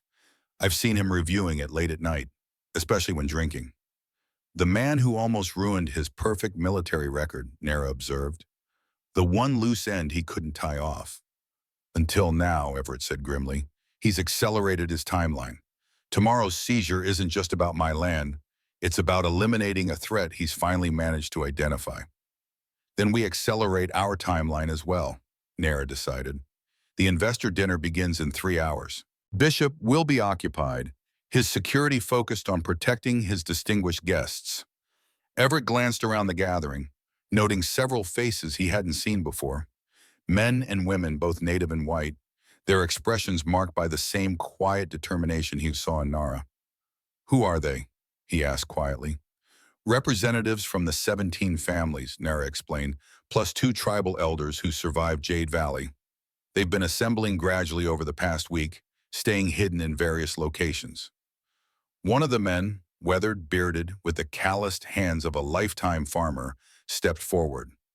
"Gabriel Murphy," he introduced himself, "lost my farm last spring to Bishop's schemes, been helping Nara gather others like me ever since." "How many altogether?" Everett asked. 42 adults from the seized properties," Gabriel answered, "plus their children, and 27 tribal members from 7 different groups, all with similar stories of Bishop's manipulation and violence." The numbers surprised Everett. "That's a small army." An army of witnesses, Nara corrected, each with evidence, testimonies, and personal accounts that, taken together, reveal the full scope of Bishop's operation. Crawford cleared his throat. There's more, he said, unfolding a different document. Financial records I've been copying gradually over months. Bishop's been siphoning territorial funds into private accounts. Money meant for reservation supplies, infrastructure development, even military payrolls. Enough to interest federal authorities? Everett asked. More than enough for the Treasury Department to launch a full investigation, Crawford confirmed, if they receive it. Which is why tonight is crucial, Nara said, turning to a crude map of the town sketched in charcoal. Bishop's mansion lies here, on the north edge of town. His private study, with the safe, is on the second floor east wing. Ota, she traced the route with her finger. Crawford will enter as a guest. He's expected at the dinner. From inside, he'll create a distraction at the appropriate time, allowing Kitchie and me to access the study through this window. Meanwhile, Gabriel continued, my people will position themselves around town, the courthouse, telegraph office, newspaper, and sheriff's office. Not to occupy, but to observe and ensure no messages go out if Bishop suspects something. And Hayes, Everett asked.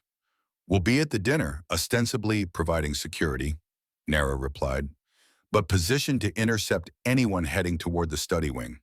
The plan was comprehensive, clearly developed and refined over time, rather than hastily assembled. Yet Everett detected an underlying tension in Nara that hadn't been present before. What about Catherine Hayes, he asked, remembering the sheriff's daughter. She's still Bishop's leverage against her father. That's where you come in, Nara said. While attention is focused on the dinner and the study, you'll help Dakota free Catherine from the clerk's office where she's kept after hours. Everett blinked in surprise. Dakota, the boy can barely stand. I'm stronger than I look, Dakota interjected in carefully pronounced English. And I know the building, was held there before escaping. Catherine trusts him, Nara explained. They've communicated through notes passed by a sympathetic cook. She'll go with him without question, where she might hesitate with a stranger. Everett studied the boy skeptically.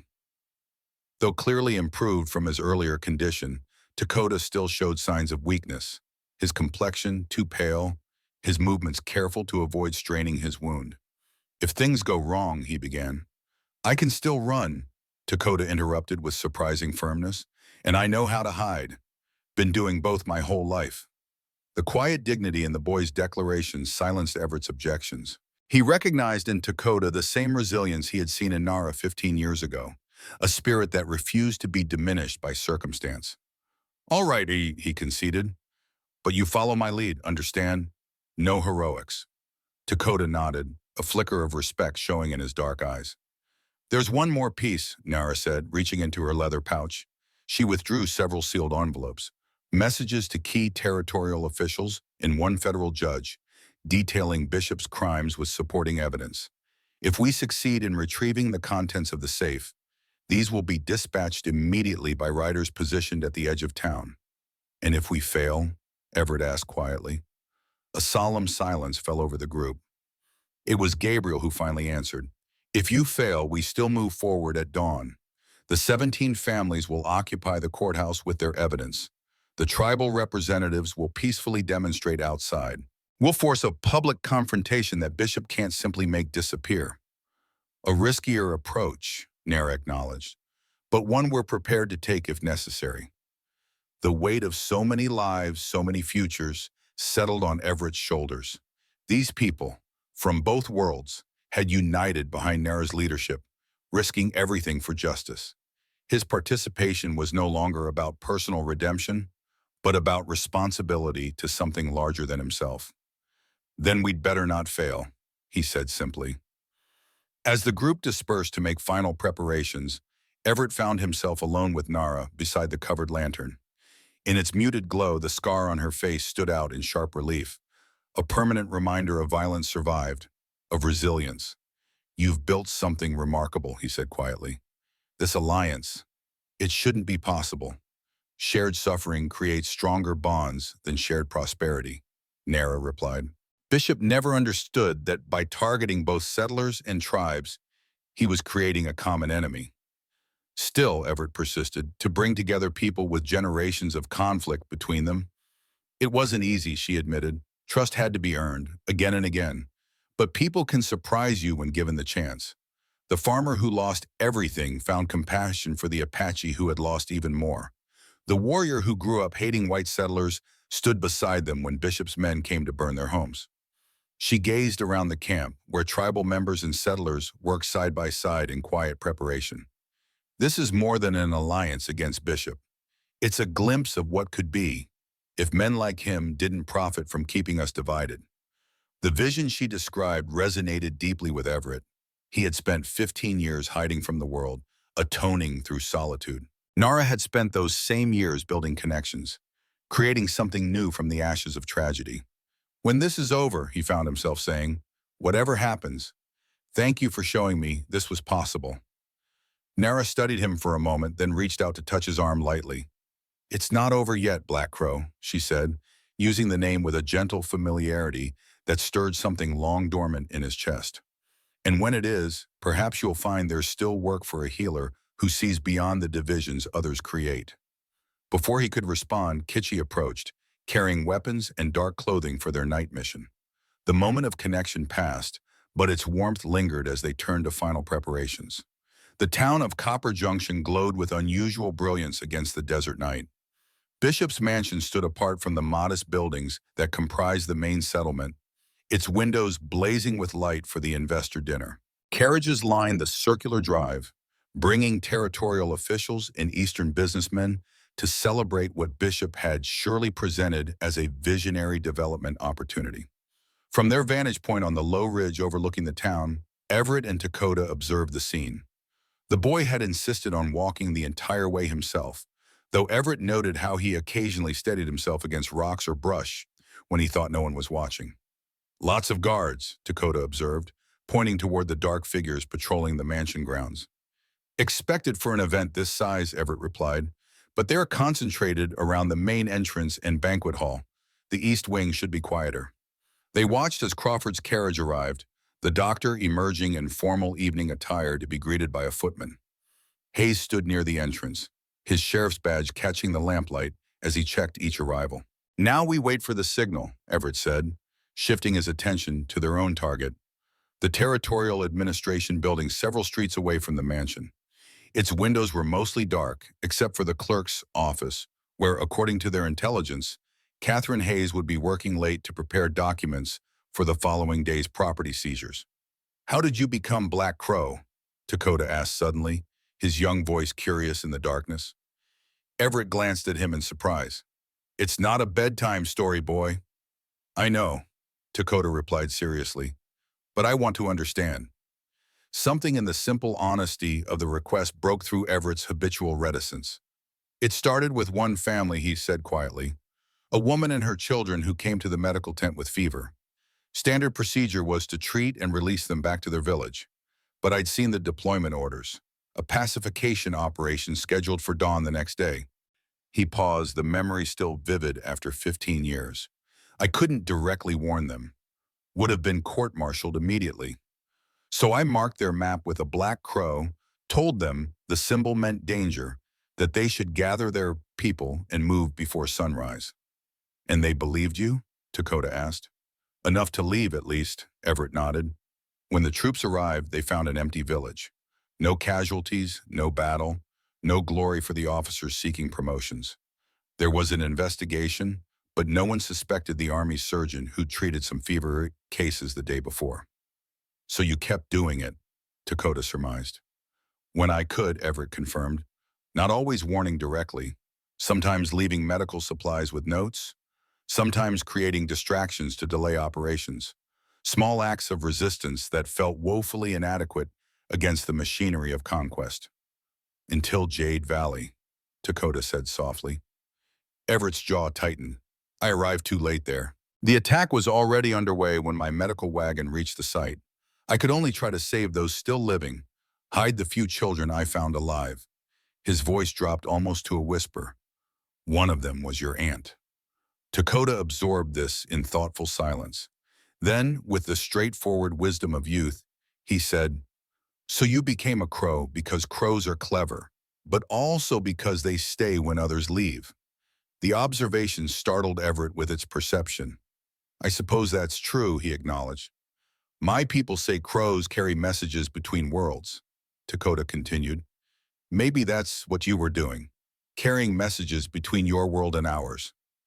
Before Everett could respond to this surprisingly philosophical interpretation, a flicker of movement caught his attention. Three quick flashes of light from the darkness near Bishop's mansion. Kitschy's signal that they were moving into position. Time to go, Everett said, returning to the present mission. Remember the plan. We move quickly but calmly. If challenged, you're my nephew being shown the territorial offices. If things go wrong, you run. Don't wait for me. Dakota nodded solemnly, adjusting the bandana that partially obscured his Apache features. Together they descended into town, keeping to shadows and side streets. The administrative building stood 3 stories tall, its brick facade imposing against the more modest wooden structures surrounding it. A single guard dozed at the main entrance, apparently unconcerned about security on a night when all attention focused on Bishop's mansion. Everett approached openly, projecting the confident air of someone with legitimate business. Evening, Bem, he greeted the guard, who startled awake. Dr. Colton to see Miss Hayes. Governor's office requested additional documentation for tomorrow's proceedings. The guard blinked sleepily, eyeing Everett's formal attire, specifically chosen to suggest official business. Bit late for paperwork, ain't it? Governor's schedule. Everett shrugged apologetically. You know how it is. Better to disturb one clerk than keep the governor waiting. This appeal to bureaucratic hierarchy worked as expected. The guard nodded, straightening his posture. She's in the second-floor office, East End. Don't be too long. Building closes at midnight. Appreciate it, Everett replied, guiding Dakota past with a casual hand on his shoulder. Inside, the building echoed with the hollow emptiness of government spaces after hours. Their footsteps on the marble floor seemed unnaturally loud as they ascended the staircase to the second floor. Third door, Dakota whispered, pointing down the corridor where light spilled from beneath one door. Everett nodded, allowing the boy to take the lead since he claimed familiarity with the layout. As they approached, the sound of papers being shuffled confirmed someone was indeed working late. Dakota knocked softly. After a moment, a young woman's voice called, Yes? Catherine, Dakota said quietly through the door. It's Dakota, from the notes. A sudden silence, then hurried footsteps. The door opened to reveal a slender young woman with Hayes's determined jaw but softer features. Her eyes widened at the sight of Dakota, then narrowed suspiciously as she noticed Everett.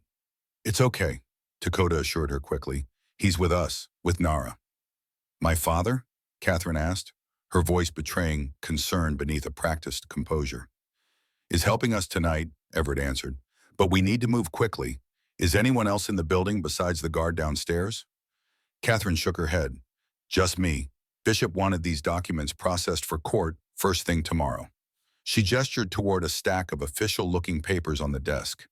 Seizure orders for your ranch and 3 others. Perfect timing then, Everett observed. We're here to make sure those orders never reach the courthouse. Understanding dawned in Catherine's eyes. You're part of the alliance, she realized. The one Bishop's been obsessed with disrupting. We are, Dakota confirmed, and you're coming with us. Your father will meet us later. Catherine didn't hesitate as Everett had feared she might. Instead, she moved decisively, gathering the seizure documents and several others from a locked drawer. These too, she said, adding them to the stack. Records of payments diverted from reservation funds. I've been copying what I could without raising suspicion. Everett nodded appreciatively. The sheriff's daughter was clearly more than a hostage. She'd been conducting her own quiet resistance. Is there a back way out? He asked, preferably one without guards. Catherine led them through a side door into an adjoining office, then to a service stairwell used by cleaning staff. This leads to the kitchen area, she explained. Delivery entrance is usually unlocked. They descended quickly, Everett noting how Dakota moved with careful determination, despite what must have been considerable pain from his wound. The boy's resilience continued to impress him. The kitchen was dark and quiet, smelling of bread and coffee from the day's operations. They had nearly reached the delivery door when a voice called from the shadows. That's far enough! Everett pushed Dakota and Catherine behind him as a figure stepped into the dim light filtering through the windows. It was Lieutenant Forrester, his uniform immaculate even at this hour, his hand resting meaningfully on his sidearm. "Dr. Colton," the lieutenant said with cold formality, "I believe you're trespassing on territorial government property. Just retrieving some documents that concern me directly," Everett replied, maintaining a calm he didn't entirely feel. "Nothing that requires military intervention." "And abducting a territorial employee?" Forrester's gaze shifted to Catherine. "Miss Hayes, are you being coerced?" "I'm leaving of my own free will, Lieutenant," Catherine stated firmly, "and I'll be providing testimony about Governor Bishop's illegal activities." Forrester's expression remained impassive. "Serious accusations. Do you have evidence to support them?" "Right here," Catherine patted the documents she carried. "Financial records, forged seizure orders, documentation of funds diverted from federal allocations." A tense silence filled the kitchen. Everett prepared himself for conflict, calculating whether he could disarm Forrester before the young officer could draw his weapon. "You should hurry then," Forrester said unexpectedly. "The back alley connects to Willow Street. It's unpatrolled at present." Stunned, Everett studied the lieutenant's face. "You're letting us go?" "I'm upholding my oath to the Constitution," Forrester replied stiffly. "If territorial officials are engaged in corruption, proper legal channels should address it." "Even if those officials include your commanding officer?" Everett pressed. Something like disgust flickered across Forrester's features. "Governor Bishop holds no military rank, despite his pretensions, and I've seen enough in 2 weeks here to question his commitment to the law he claims to uphold." Catherine stepped forward. "Thank you, Lieutenant." Forrester acknowledged her with a formal nod. "I was never here, Miss Hayes, and neither were you." He stepped aside, clearing their path to the door. "For what it's worth, Dr. Colton, your service record before Jade Valley was exemplary. Perhaps there's more to that story than appears in official reports." The tacit acknowledgement, coming from a current military officer, struck Everett deeply. "Perhaps there is, Lieutenant." As they slipped through the door into the alley beyond, Everett glanced back to see Forrester standing at rigid attention, gazing straight ahead as if they had already vanished from his awareness. "Not all soldiers are Bishop's men," Dakota observed quietly as they hurried through the darkened alley. "No," Everett agreed, a small measure of faith in humanity restored by the unexpected encounter. "Not all." They reached Willow Street without further incident, keeping to shadows as they made their way toward the rendezvous point, a stable at the edge of town where Gabriel had waited with horses. The night had deepened, the town quieting as ordinary citizens retired, while Bishop's dinner continued in glittering isolation on the hill. Occasional laughter drifted down from the mansion, incongruous against the tension of their mission. "Do you think Nara and Kitchi have reached the safe yet?" Dakota asked as they paused in a doorway to let a patrol pass. "Should be inside by now," Everett confirmed, checking his pocket watch. Crawford's distraction was scheduled for 10 o'clock precisely. Catherine glanced toward the mansion. "What happens if they're caught?" "They won't be," Everett said with more confidence than he felt. "Kitchi moves like a ghost, and Nara is the smartest person I've ever met," Catherine finished for him. "Even Bishop underestimates her because he can't see past her heritage and gender." "His mistake," Dakota said with quiet pride. They continued on, reaching the stable without encounter. Gabriel emerged from the shadows at their approach, leading 3 saddled horses. "Catherine," he greeted the young woman warmly, "good to see you free at last."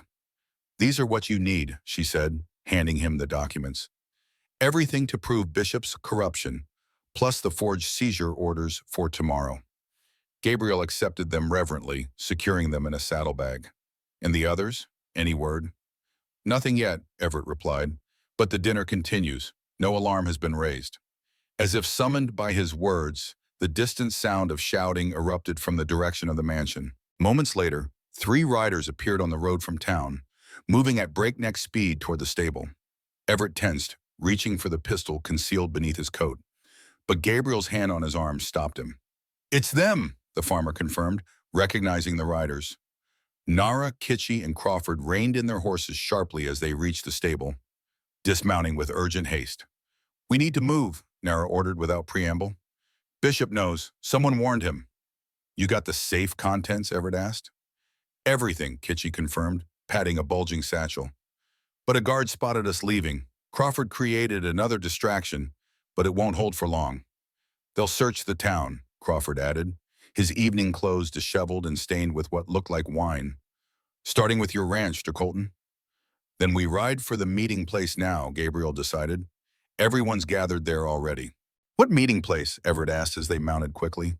"The old mission," Nara explained, checking that Dakota was secure on his horse. "5 miles south, neutral ground where Judge Harmon has agreed to hear evidence in private before tomorrow's public proceedings." "Harmon?" Everett was surprised. "Bishop's judge?" "A man caught between conscience and coercion," Crawford clarified. "With enough evidence and witnesses, he'll rule according to law rather than fear." They rode out as a group, pushing their horses to a gallop once they cleared the town limits. The desert night enveloped them, stars providing just enough illumination to follow the old mission trail. Behind them, lanterns began to appear in the town as Bishop's men mobilized for a search. "What happened at the mansion?" Everett asked when they slowed briefly to rest the horses. "We got in as planned," Nara explained. "The safe contained everything we expected: templates for forged debt notices, financial records showing the diverted funds, even a ledger of payoffs to territorial officials. Then as we were leaving, a guard appeared where none should have been," Kitchie continued. "He wasn't surprised to see us. He was waiting." "The traitor in our alliance," Crawford concluded grimly. "Someone who knew the plan." Catherine looked troubled. "Could my father have—" "No," Nara interrupted firmly. "Your father has proven his loyalty. This was someone else, someone who gained access to our planning." Everett recalled Bishop's confidence earlier that day. "He knew about the Apache warriors at my ranch before he should have," he noted. "Someone's been feeding him information for some time." "We'll deal with that later," Gabriel said pragmatically. "For now, we focus on reaching the mission and presenting our evidence before Bishop can interfere." They continued on, the rhythm of hoofbeats matching the pounding of Everett's heart. After 15 years of solitude and quiet atonement, he found himself at the center of events that could reshape the territory's future. The irony wasn't lost on him. Black Crow had operated from shadows, but Everett Colton would stand in the light of judgment. The mission appeared on the horizon just as the eastern sky began to lighten with approaching dawn. The abandoned adobe structure had once served as an outpost of Spanish influence, later becoming a trading post before being abandoned during Apache conflicts decades earlier. Now it stood as a silent witness to history, neither white nor native land, but something in between. As they approached, Everett saw dozens of horses and wagons already gathered. People moved about with purpose, setting up an improvised courtroom in the mission's old sanctuary. "Everyone came," Gabriel said with quiet satisfaction. "Every family, every witness." They dismounted, leading their horses to a makeshift corral where a young settler boy took the reins. Inside the mission, lamps had been lit, illuminating the gathering of faces: farmers, ranchers, tribal members, all waiting with the patient determination of those who had suffered long but now saw hope. Judge Harmon sat at a table on the raised dais where an altar had once stood. He was older than Everett expected, his face deeply lined with what appeared to be equal parts age and concern. Beside him, a court clerk prepared to transcribe the proceedings. Sheriff Hayes stood when they entered, moving quickly to embrace his daughter. "Catherine," he breathed, relief evident in every line of his body. "Thank God." "I'm all right, Father," she assured him, "and I've brought evidence, records I've been copying for months." Hayes looked to Everett with genuine gratitude. "Thank you for bringing her safely." "She brought herself," Everett corrected him. "We just provided the opportunity." As the group settled, Judge Harmon called for attention. Despite the informal setting, he maintained the dignified bearing of his office, his voice carrying authority as he addressed the gathering. "These proceedings are irregular but necessary," he began. "I have agreed to review evidence of alleged misconduct by territorial officials before the scheduled court session later today. Let the record show this is a preliminary examination only, with findings to be formalized in proper court if warranted." Nara stepped forward, placing the satchel of documents on the judge's table. "Your Honor, these materials were recovered from Governor Bishop's private safe. They demonstrate a pattern of fraud, embezzlement, and abuse of power spanning at least 8 years. As the judge began reviewing the documents, Gabriel organized the witnesses, each family presenting their evidence of forged debt notices, each tribal representative providing testimony of lands seized through manipulation of reservation boundaries. Everett watched in quiet amazement as the case against Bishop built piece by piece, voice by voice. This was Nara's true achievement, not just gathering evidence, but bringing together those who would normally never stand side by side, uniting them in pursuit of justice.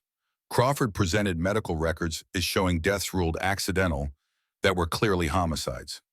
Hayes confirmed instances where he had been coerced into enforcing fraudulent seizures. Catherine detailed the accounting tricks used to disguise misappropriation of federal funds. And Jade Valley? Judge Harmon asked finally, looking up from the mountain of evidence. These documents suggest the massacre there was deliberately orchestrated to clear valuable mining land, contrary to official reports claiming hostile engagement. The room fell silent. All eyes turned to Everett, who had remained at the back during the proceedings. Dr. Colton, the judge called, you were present at Jade Valley as a military surgeon. Would you be willing to testify to what you witnessed? Everett felt the weight of that day pressing upon him once more. The screams, the gunfire, the small bodies broken beyond his ability to heal. For 15 years, he had carried those memories alone. Now he would give them voice. I would, Your Honor, he said, moving forward to stand beside Nara. I was the senior medical officer attached to the cavalry unit that attacked Jade Valley on June 17, 1870. I can testify under oath that there were no hostile actions by the Apache residents before or during the attack. It was not a battle, it was an execution. His voice remained steady as he recounted the details. The pre-dawn assault on sleeping families, the systematic destruction of dwellings, the orders forbidding survivors. He described finding Nara beneath her mother's body, her face slashed, barely alive. I smuggled her out in my medical wagon, he concluded, along with 2 other children. It was all I could do, and it was nowhere near enough. Judge Harmon's expression had grown increasingly grave. And the officer who ordered this action? Then Captain Winston Bishop, Everett stated clearly, who received a commendation and promotion for what official reports called decisive action against hostile forces. The judge made notes, his hand moving steadily across the paper despite the horrific nature of the testimony. When he looked up, his eyes held a new resolve. Based on the evidence presented, I find sufficient cause to issue warrants for the arrest of Governor Winston Bishop on multiple counts of fraud, embezzlement of federal funds, falsification of official documents, and in the case of Jade Valley, charges that may include war crimes against civilian populations. A murmur ran through the gathering, not celebration, but the solemn acknowledgement then that justice, long delayed, might finally be possible. Sheriff Hayes, the judge continued, as the senior law enforcement officer present, I am empowering you to execute these warrants immediately with whatever assistance you require. Hayes stood straighter, the burden of years of compromise lifting from his shoulders. Yes, Your Honor. As the judge continued issuing orders for the formal court session to follow, Everett felt a strange lightness. For the first time in 15 years, the weight of Jade Valley seemed bearable. Not because it was less tragic, but because its truth would finally be acknowledged. Nara touched his arm gently. Thank you, she said simply, for those children, for telling the truth now. Before he could respond, a commotion at the mission entrance drew everyone's attention. One of the sentries they had posted rushed in, his expression urgent. Riders approaching, he reported. Military escort. Bishop himself in the lead. The atmosphere in the room shifted instantly from resolution to alarm. Judge Harmon rose, his authority filling the space. Continue as planned, he ordered firmly. We proceed under the law, regardless of who approaches. Hayes organized several men to secure the entrances, while Gabriel moved the families with children to the relative safety of the back rooms. Kitchie positioned tribal warriors at strategic points throughout the building, though Everett noted they carried few weapons. This was to be a legal confrontation, not a military one. Where's Dakota? Nara asked suddenly, scanning the room. A cold realization struck Everett. In the intensity of the proceedings, neither had been watching the boy. He was by the water barrel, he recalled, resting his wound. They moved quickly to the spot, finding only an overturned cup. No sign of Dakota. The back entrance, Kitchie suggested, already moving in that direction. Outside, in the growing light of dawn, they found signs of a struggle. Scuffed earth, a dropped bandana. And tacked to the mission wall, a note written in a practiced hand, the boy for the documents, Alone, Bishop's Ridge. 1 hour. Nara's face drained of color. They took him, she whispered. While we were inside, Everett examined the tracks, reading the story they told. 2 men.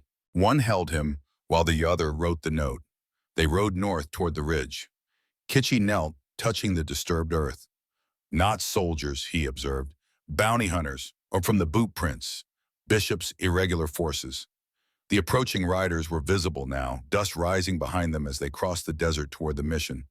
Bishop himself was identifiable even at a distance, riding at the front, his posture imperious even from afar. He's splitting our focus, Everett realized, coming here himself while sending others to take Dakota as leverage. It won't work, Nara stated, though fear for her nephew was evident in her eyes. The proceedings continue. The evidence is already before the judge. But he knows you won't sacrifice Dakota, Everett pointed out gently, no matter what else happens. She met his gaze, conflict clear in her expression. What would you do? She asked quietly. Everett considered the approaching force, the vulnerable gathering inside, the boy he had helped heal. Both, he decided. We do both. How? You stay here, he told her. Your presence, your testimony is crucial to maintaining the alliance, to seeing this through. I'll go for Dakota. Alone? She questioned. The note specifically demands the documents in exchange. I won't be going to negotiate, Everett clarified, a cold determination settling over him. Bishop's men took the boy because they think he's the weakness in our plan. I'm going to show them their mistake. Understanding dawned in Nara's eyes. Black Crow, she said softly. One last flight. For Dakota, he nodded. For all of them. Kitchy stepped forward. I'll secure you a fresh horse, he said. And this. He offered Everett a small leather pouch. Medicine if the boy's wound has reopened. As they prepared, Bishop's party drew closer. Hayes emerged from the mission, positioning himself on the steps with Judge Harmon's warrants visible in his hand. Go through the back, Nara told Everett urgently, while their attention is here.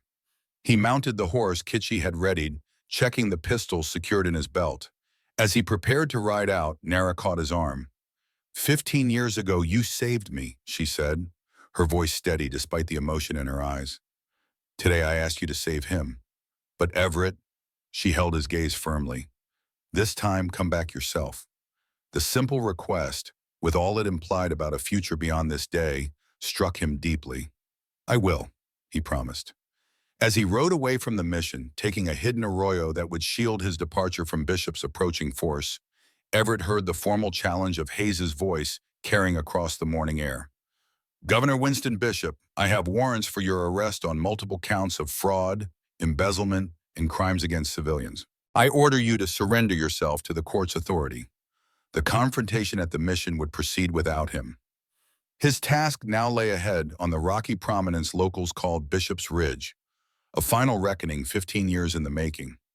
Bishop's Ridge rose starkly against the morning sky, a natural fortress of red rock and sparse juniper. Everett approached cautiously, leaving his horse concealed in a dry wash and continuing on foot. Years of hunting had taught him to move silently, to read the land and the wind, to become part of the landscape rather than an intruder upon it. Near the summit he spotted their position, 2 men and a boy, silhouetted against the rising sun. One man held Dakota roughly by the arm, while the other scanned the approaches with a spyglass. Both wore the mismatched attire of bounty hunters, part military surplus, part civilian practical wear, all selected for durability in the harsh territory. Everett circled wide, using the broken terrain to approach from above rather than below. From his new vantage point, he could see Dakota more clearly. The boy stood straight despite his wound, his expression defiant rather than fearful. Something in the boy's quiet dignity reminded Everett powerfully of Nara at the same age, unbowed even in the face of overwhelming force. The bounty hunters had positioned themselves well, with clear sight lines in most directions, but they hadn't accounted for someone approaching from the ridge's less accessible western face, a climb few would attempt, but one that Black Crow could manage. Moving from shadow to shadow, using each juniper and boulder for cover, Everett closed the distance. He could hear their voices now, carried on the morning breeze. Bishop said noon, one complained. We'll be baking up here by then. Stop whining, the other, clearly the leader, responded. $500 for one morning's work. That's more than you'd make in 6 months of honest labor. If he shows, the first countered. What if they decide the boy ain't worth it? The leader laughed coldly. Then we still get paid. Bishop said alive or dead, it doesn't matter to him. Dakota remained silent throughout this exchange, though Everett saw him testing the ropes that bound his wrists. The boy's alertness, his constant assessment of his surroundings, showed a survival instinct that had clearly been honed through hard experience. Everett continued his careful approach, now close enough to see the weapons the men carried. Revolvers, a rifle leaning against a rock, and knives at their belts. Direct confrontation would be risky, especially with Dakota in the middle. Instead, he withdrew a small mirror from his pocket, an old cavalry trick for signaling across distances. Carefully, he angled it to catch the sun, sending a brief flash of reflected light toward Dakota's position. The boy's reaction was subtle but unmistakable. His head turned slightly, eyes scanning until they found the source of the flash. No change of expression betrayed his discovery, but Everett saw the slight nod, acknowledgement and readiness. Using the mirror again, Everett flashed a simple pattern.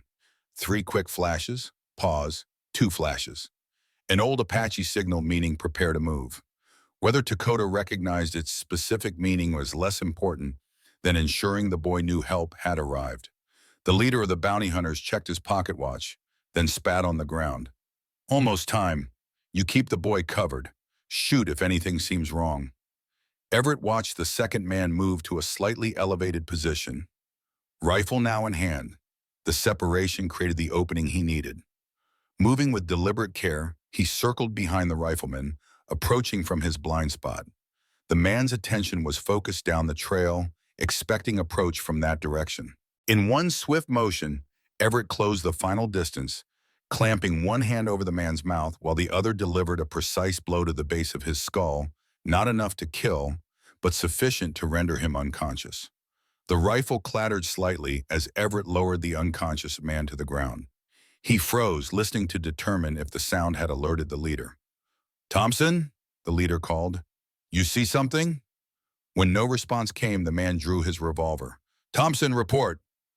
Everett retrieved the rifle, moving quickly to a position with a clear line of sight. The leader was now fully alert, gun drawn, using Dakota as a shield as he scanned the ridge. "Whoever's out there," he shouted, "I've got the boy. You try anything, he dies first." Dakota chose that moment to implement his own plan. He suddenly went limp, dropping to his knees as if collapsing. The unexpected movement threw the bounty hunter off balance, forcing him to adjust his grip. In that brief moment of distraction, Everett lined up his shot. The rifle cracked once, the bullet striking the bounty hunter's gun hand with surgical precision. The man screamed, his revolver flying from suddenly nerveless fingers. Everett emerged from cover, rifle trained on the injured man. "On the ground," he ordered. "Face down, hands behind your head." The bounty hunter, clutching his bleeding hand, looked up with a mixture of pain and disbelief. "Who the hell are you?" "Someone who keeps his promises," Everett replied evenly. "On the ground. Now." As the man complied, Dakota struggled to his feet. Despite the brave front, Everett could see exhaustion and pain in the boy's posture. The wound had clearly been aggravated by the rough handling. "You came," Dakota said simply as Everett cut his bonds. "I said I would," Everett responded, quickly checking the boy's wound. Fresh blood had seeped through the bandage, but not alarmingly so. "Can you walk?" Dakota nodded firmly. "I can ride too." Using strips torn from the unconscious Thompson's shirt, Everett secured both bounty hunters, hunters, binding their hands and feet with the efficient knots he'd learned during his military service. He relieved them of weapons and ammunition, then helped Dakota down the ridge to where the horse waited. "What about Bishop?" Dakota asked as Everett lifted him into the saddle. "He'll know his men failed when we don't show up with the documents." "That's counting on," Everett said, mounting behind the boy. "By now, Judge Harmon has likely issued the arrest warrants. Hayes will have official authority. Bishop's appearance at the mission was his final mistake." They rode at a steady pace, Everett careful not to jostle Dakota's wound unnecessarily. The morning had fully bloomed around them, the desert coming alive with the sounds and movements of its hardy inhabitants.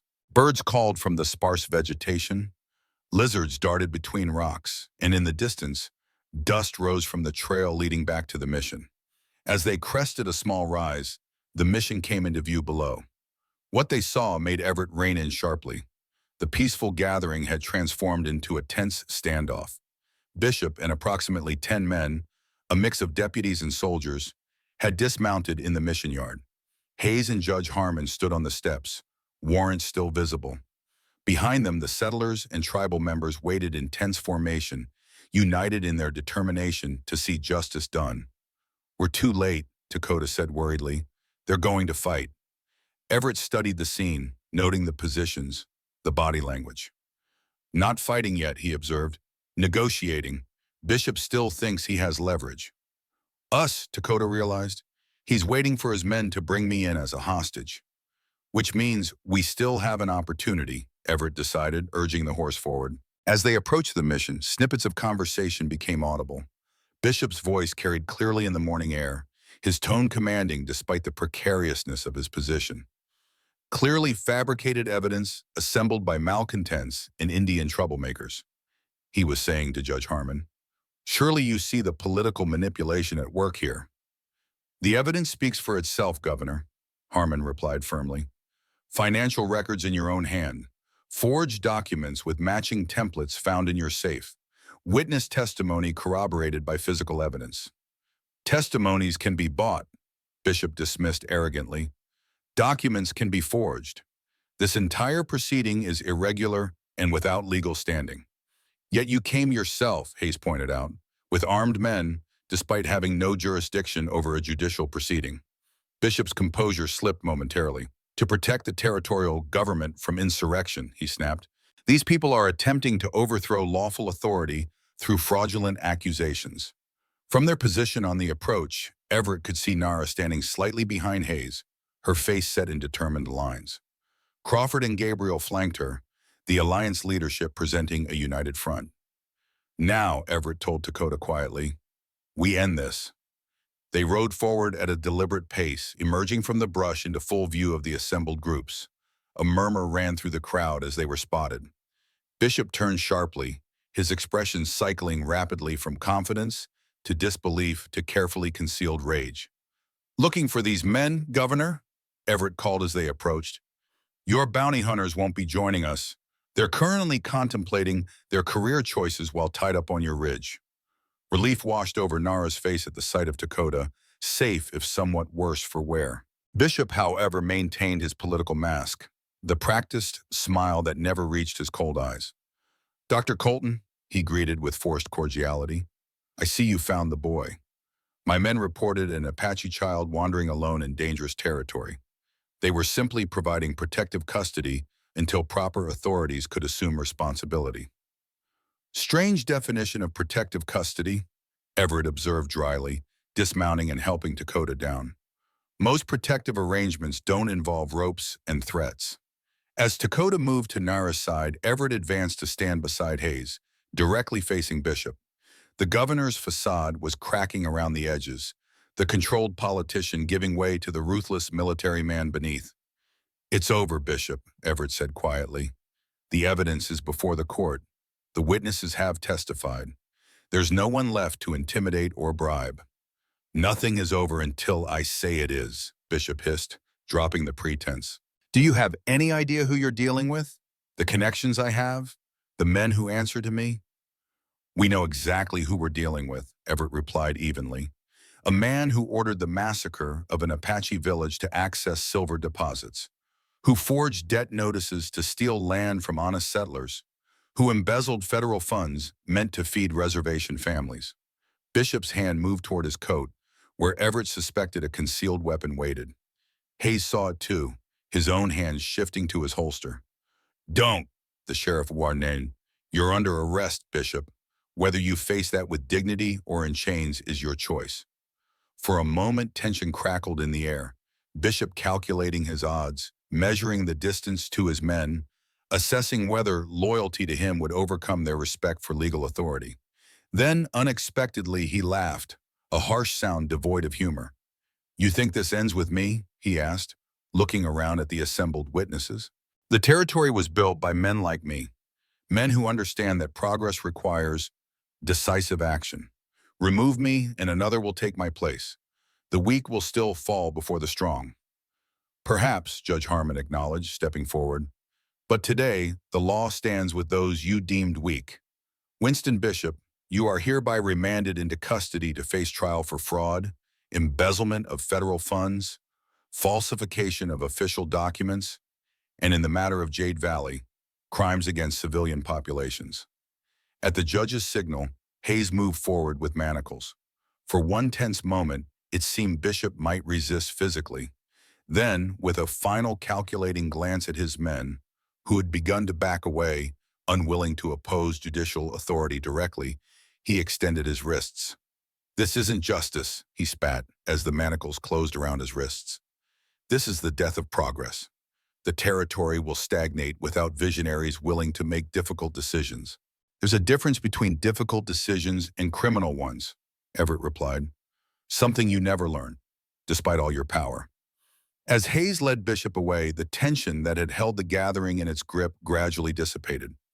Judge Harmon began issuing instructions for the formal court proceedings to follow, while Gabriel organized the families to prepare their testimonies for the record. Word of Bishop's arrest spread through the territory like wildfire. In Copper Junction, townspeople gathered on street corners, their conversations a mixture of disbelief, vindication, and uncertainty. For many, Bishop had been the only governor they'd known, a figure whose influence had shaped every aspect of territorial life. Never thought I'd see the day, muttered Calvin Reed, the aging blacksmith whose brother had lost his homestead to Bishop's schemes. Man like that, you start thinking he's untouchable.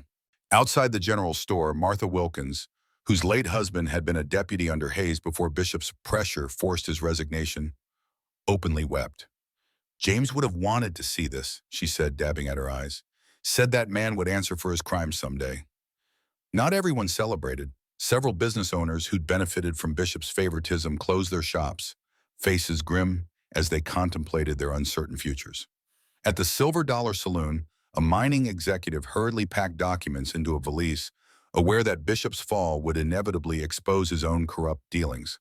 Among the tribal communities, the reaction was more measured. Years of broken promises had taught caution. Yet as Apache riders carried news to distant camps, small ceremonies of thanksgiving began.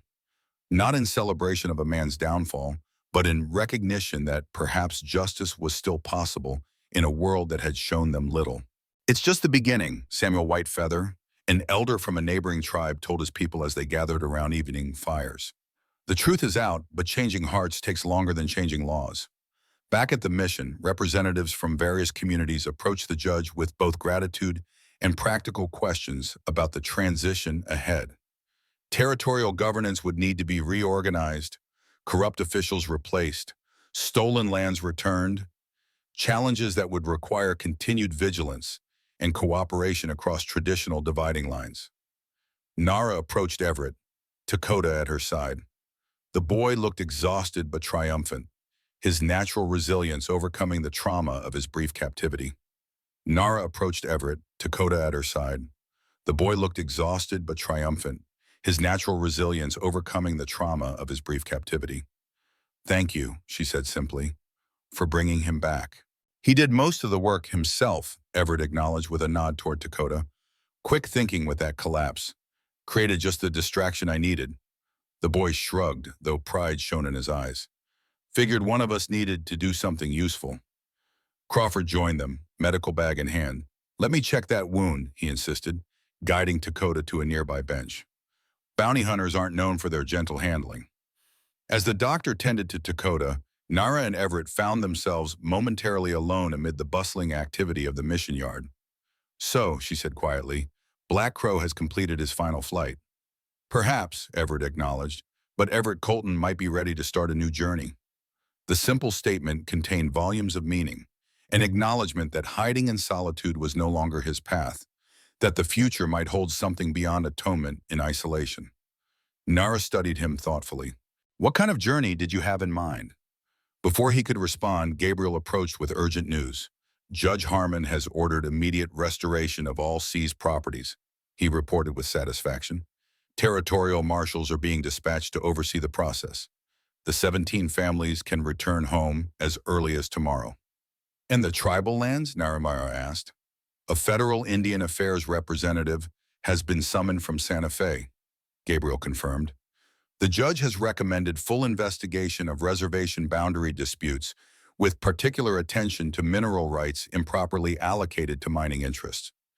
It was more than they had dared hope for, not just punishment for Bishop, but active steps toward restoration and reconciliation. As Gabriel moved on to share the news with others, Everett found himself imagining what might grow from these seeds of justice.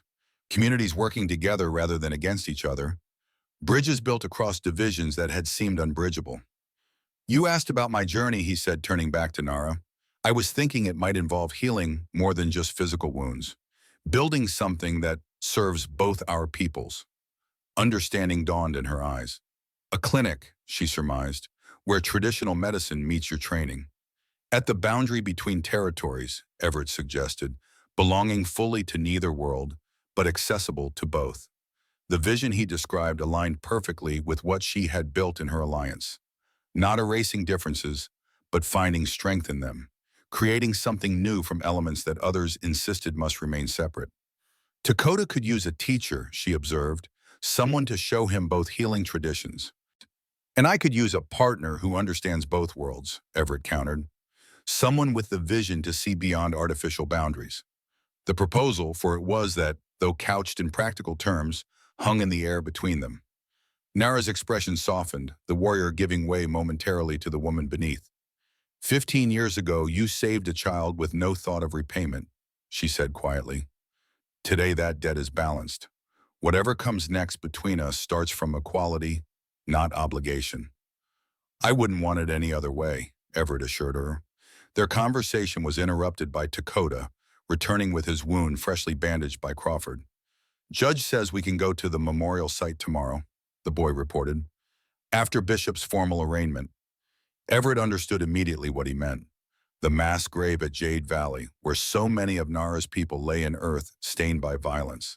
A place he had avoided for 15 years, unable to face the magnitude of what had happened there. "We'll all go," Nara decided, including Everett with a glance that acknowledged the difficulty, but also the necessity of the visit.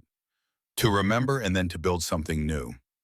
As the morning sun climbed higher, casting its golden light across the weathered adobe walls of the mission, Everett felt something he had not experienced in 15 years of solitude. Hope, not just for himself, but for the land and people around him. Yet neither of them was naive enough to believe their path forward would be easy. Bishop's arrest marked only the beginning of a longer struggle.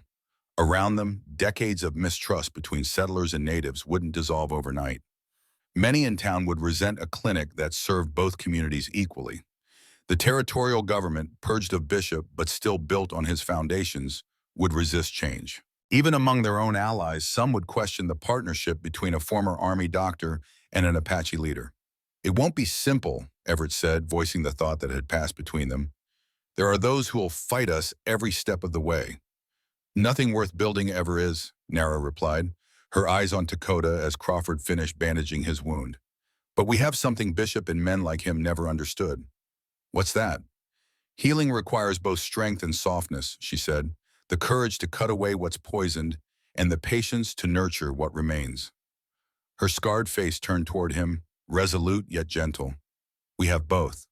The wounds of the past would never fully heal, just as Nara's scar would always mark her face. But from those wounds, something new could grow, something stronger for having known suffering, more compassionate for having experienced injustice. Black Crow had completed his final flight. But Everett Colton, no longer hiding in shadows, was just beginning his journey home. Not to a place, but to a purpose that might finally bring peace to the ghost that had haunted him for 15 years.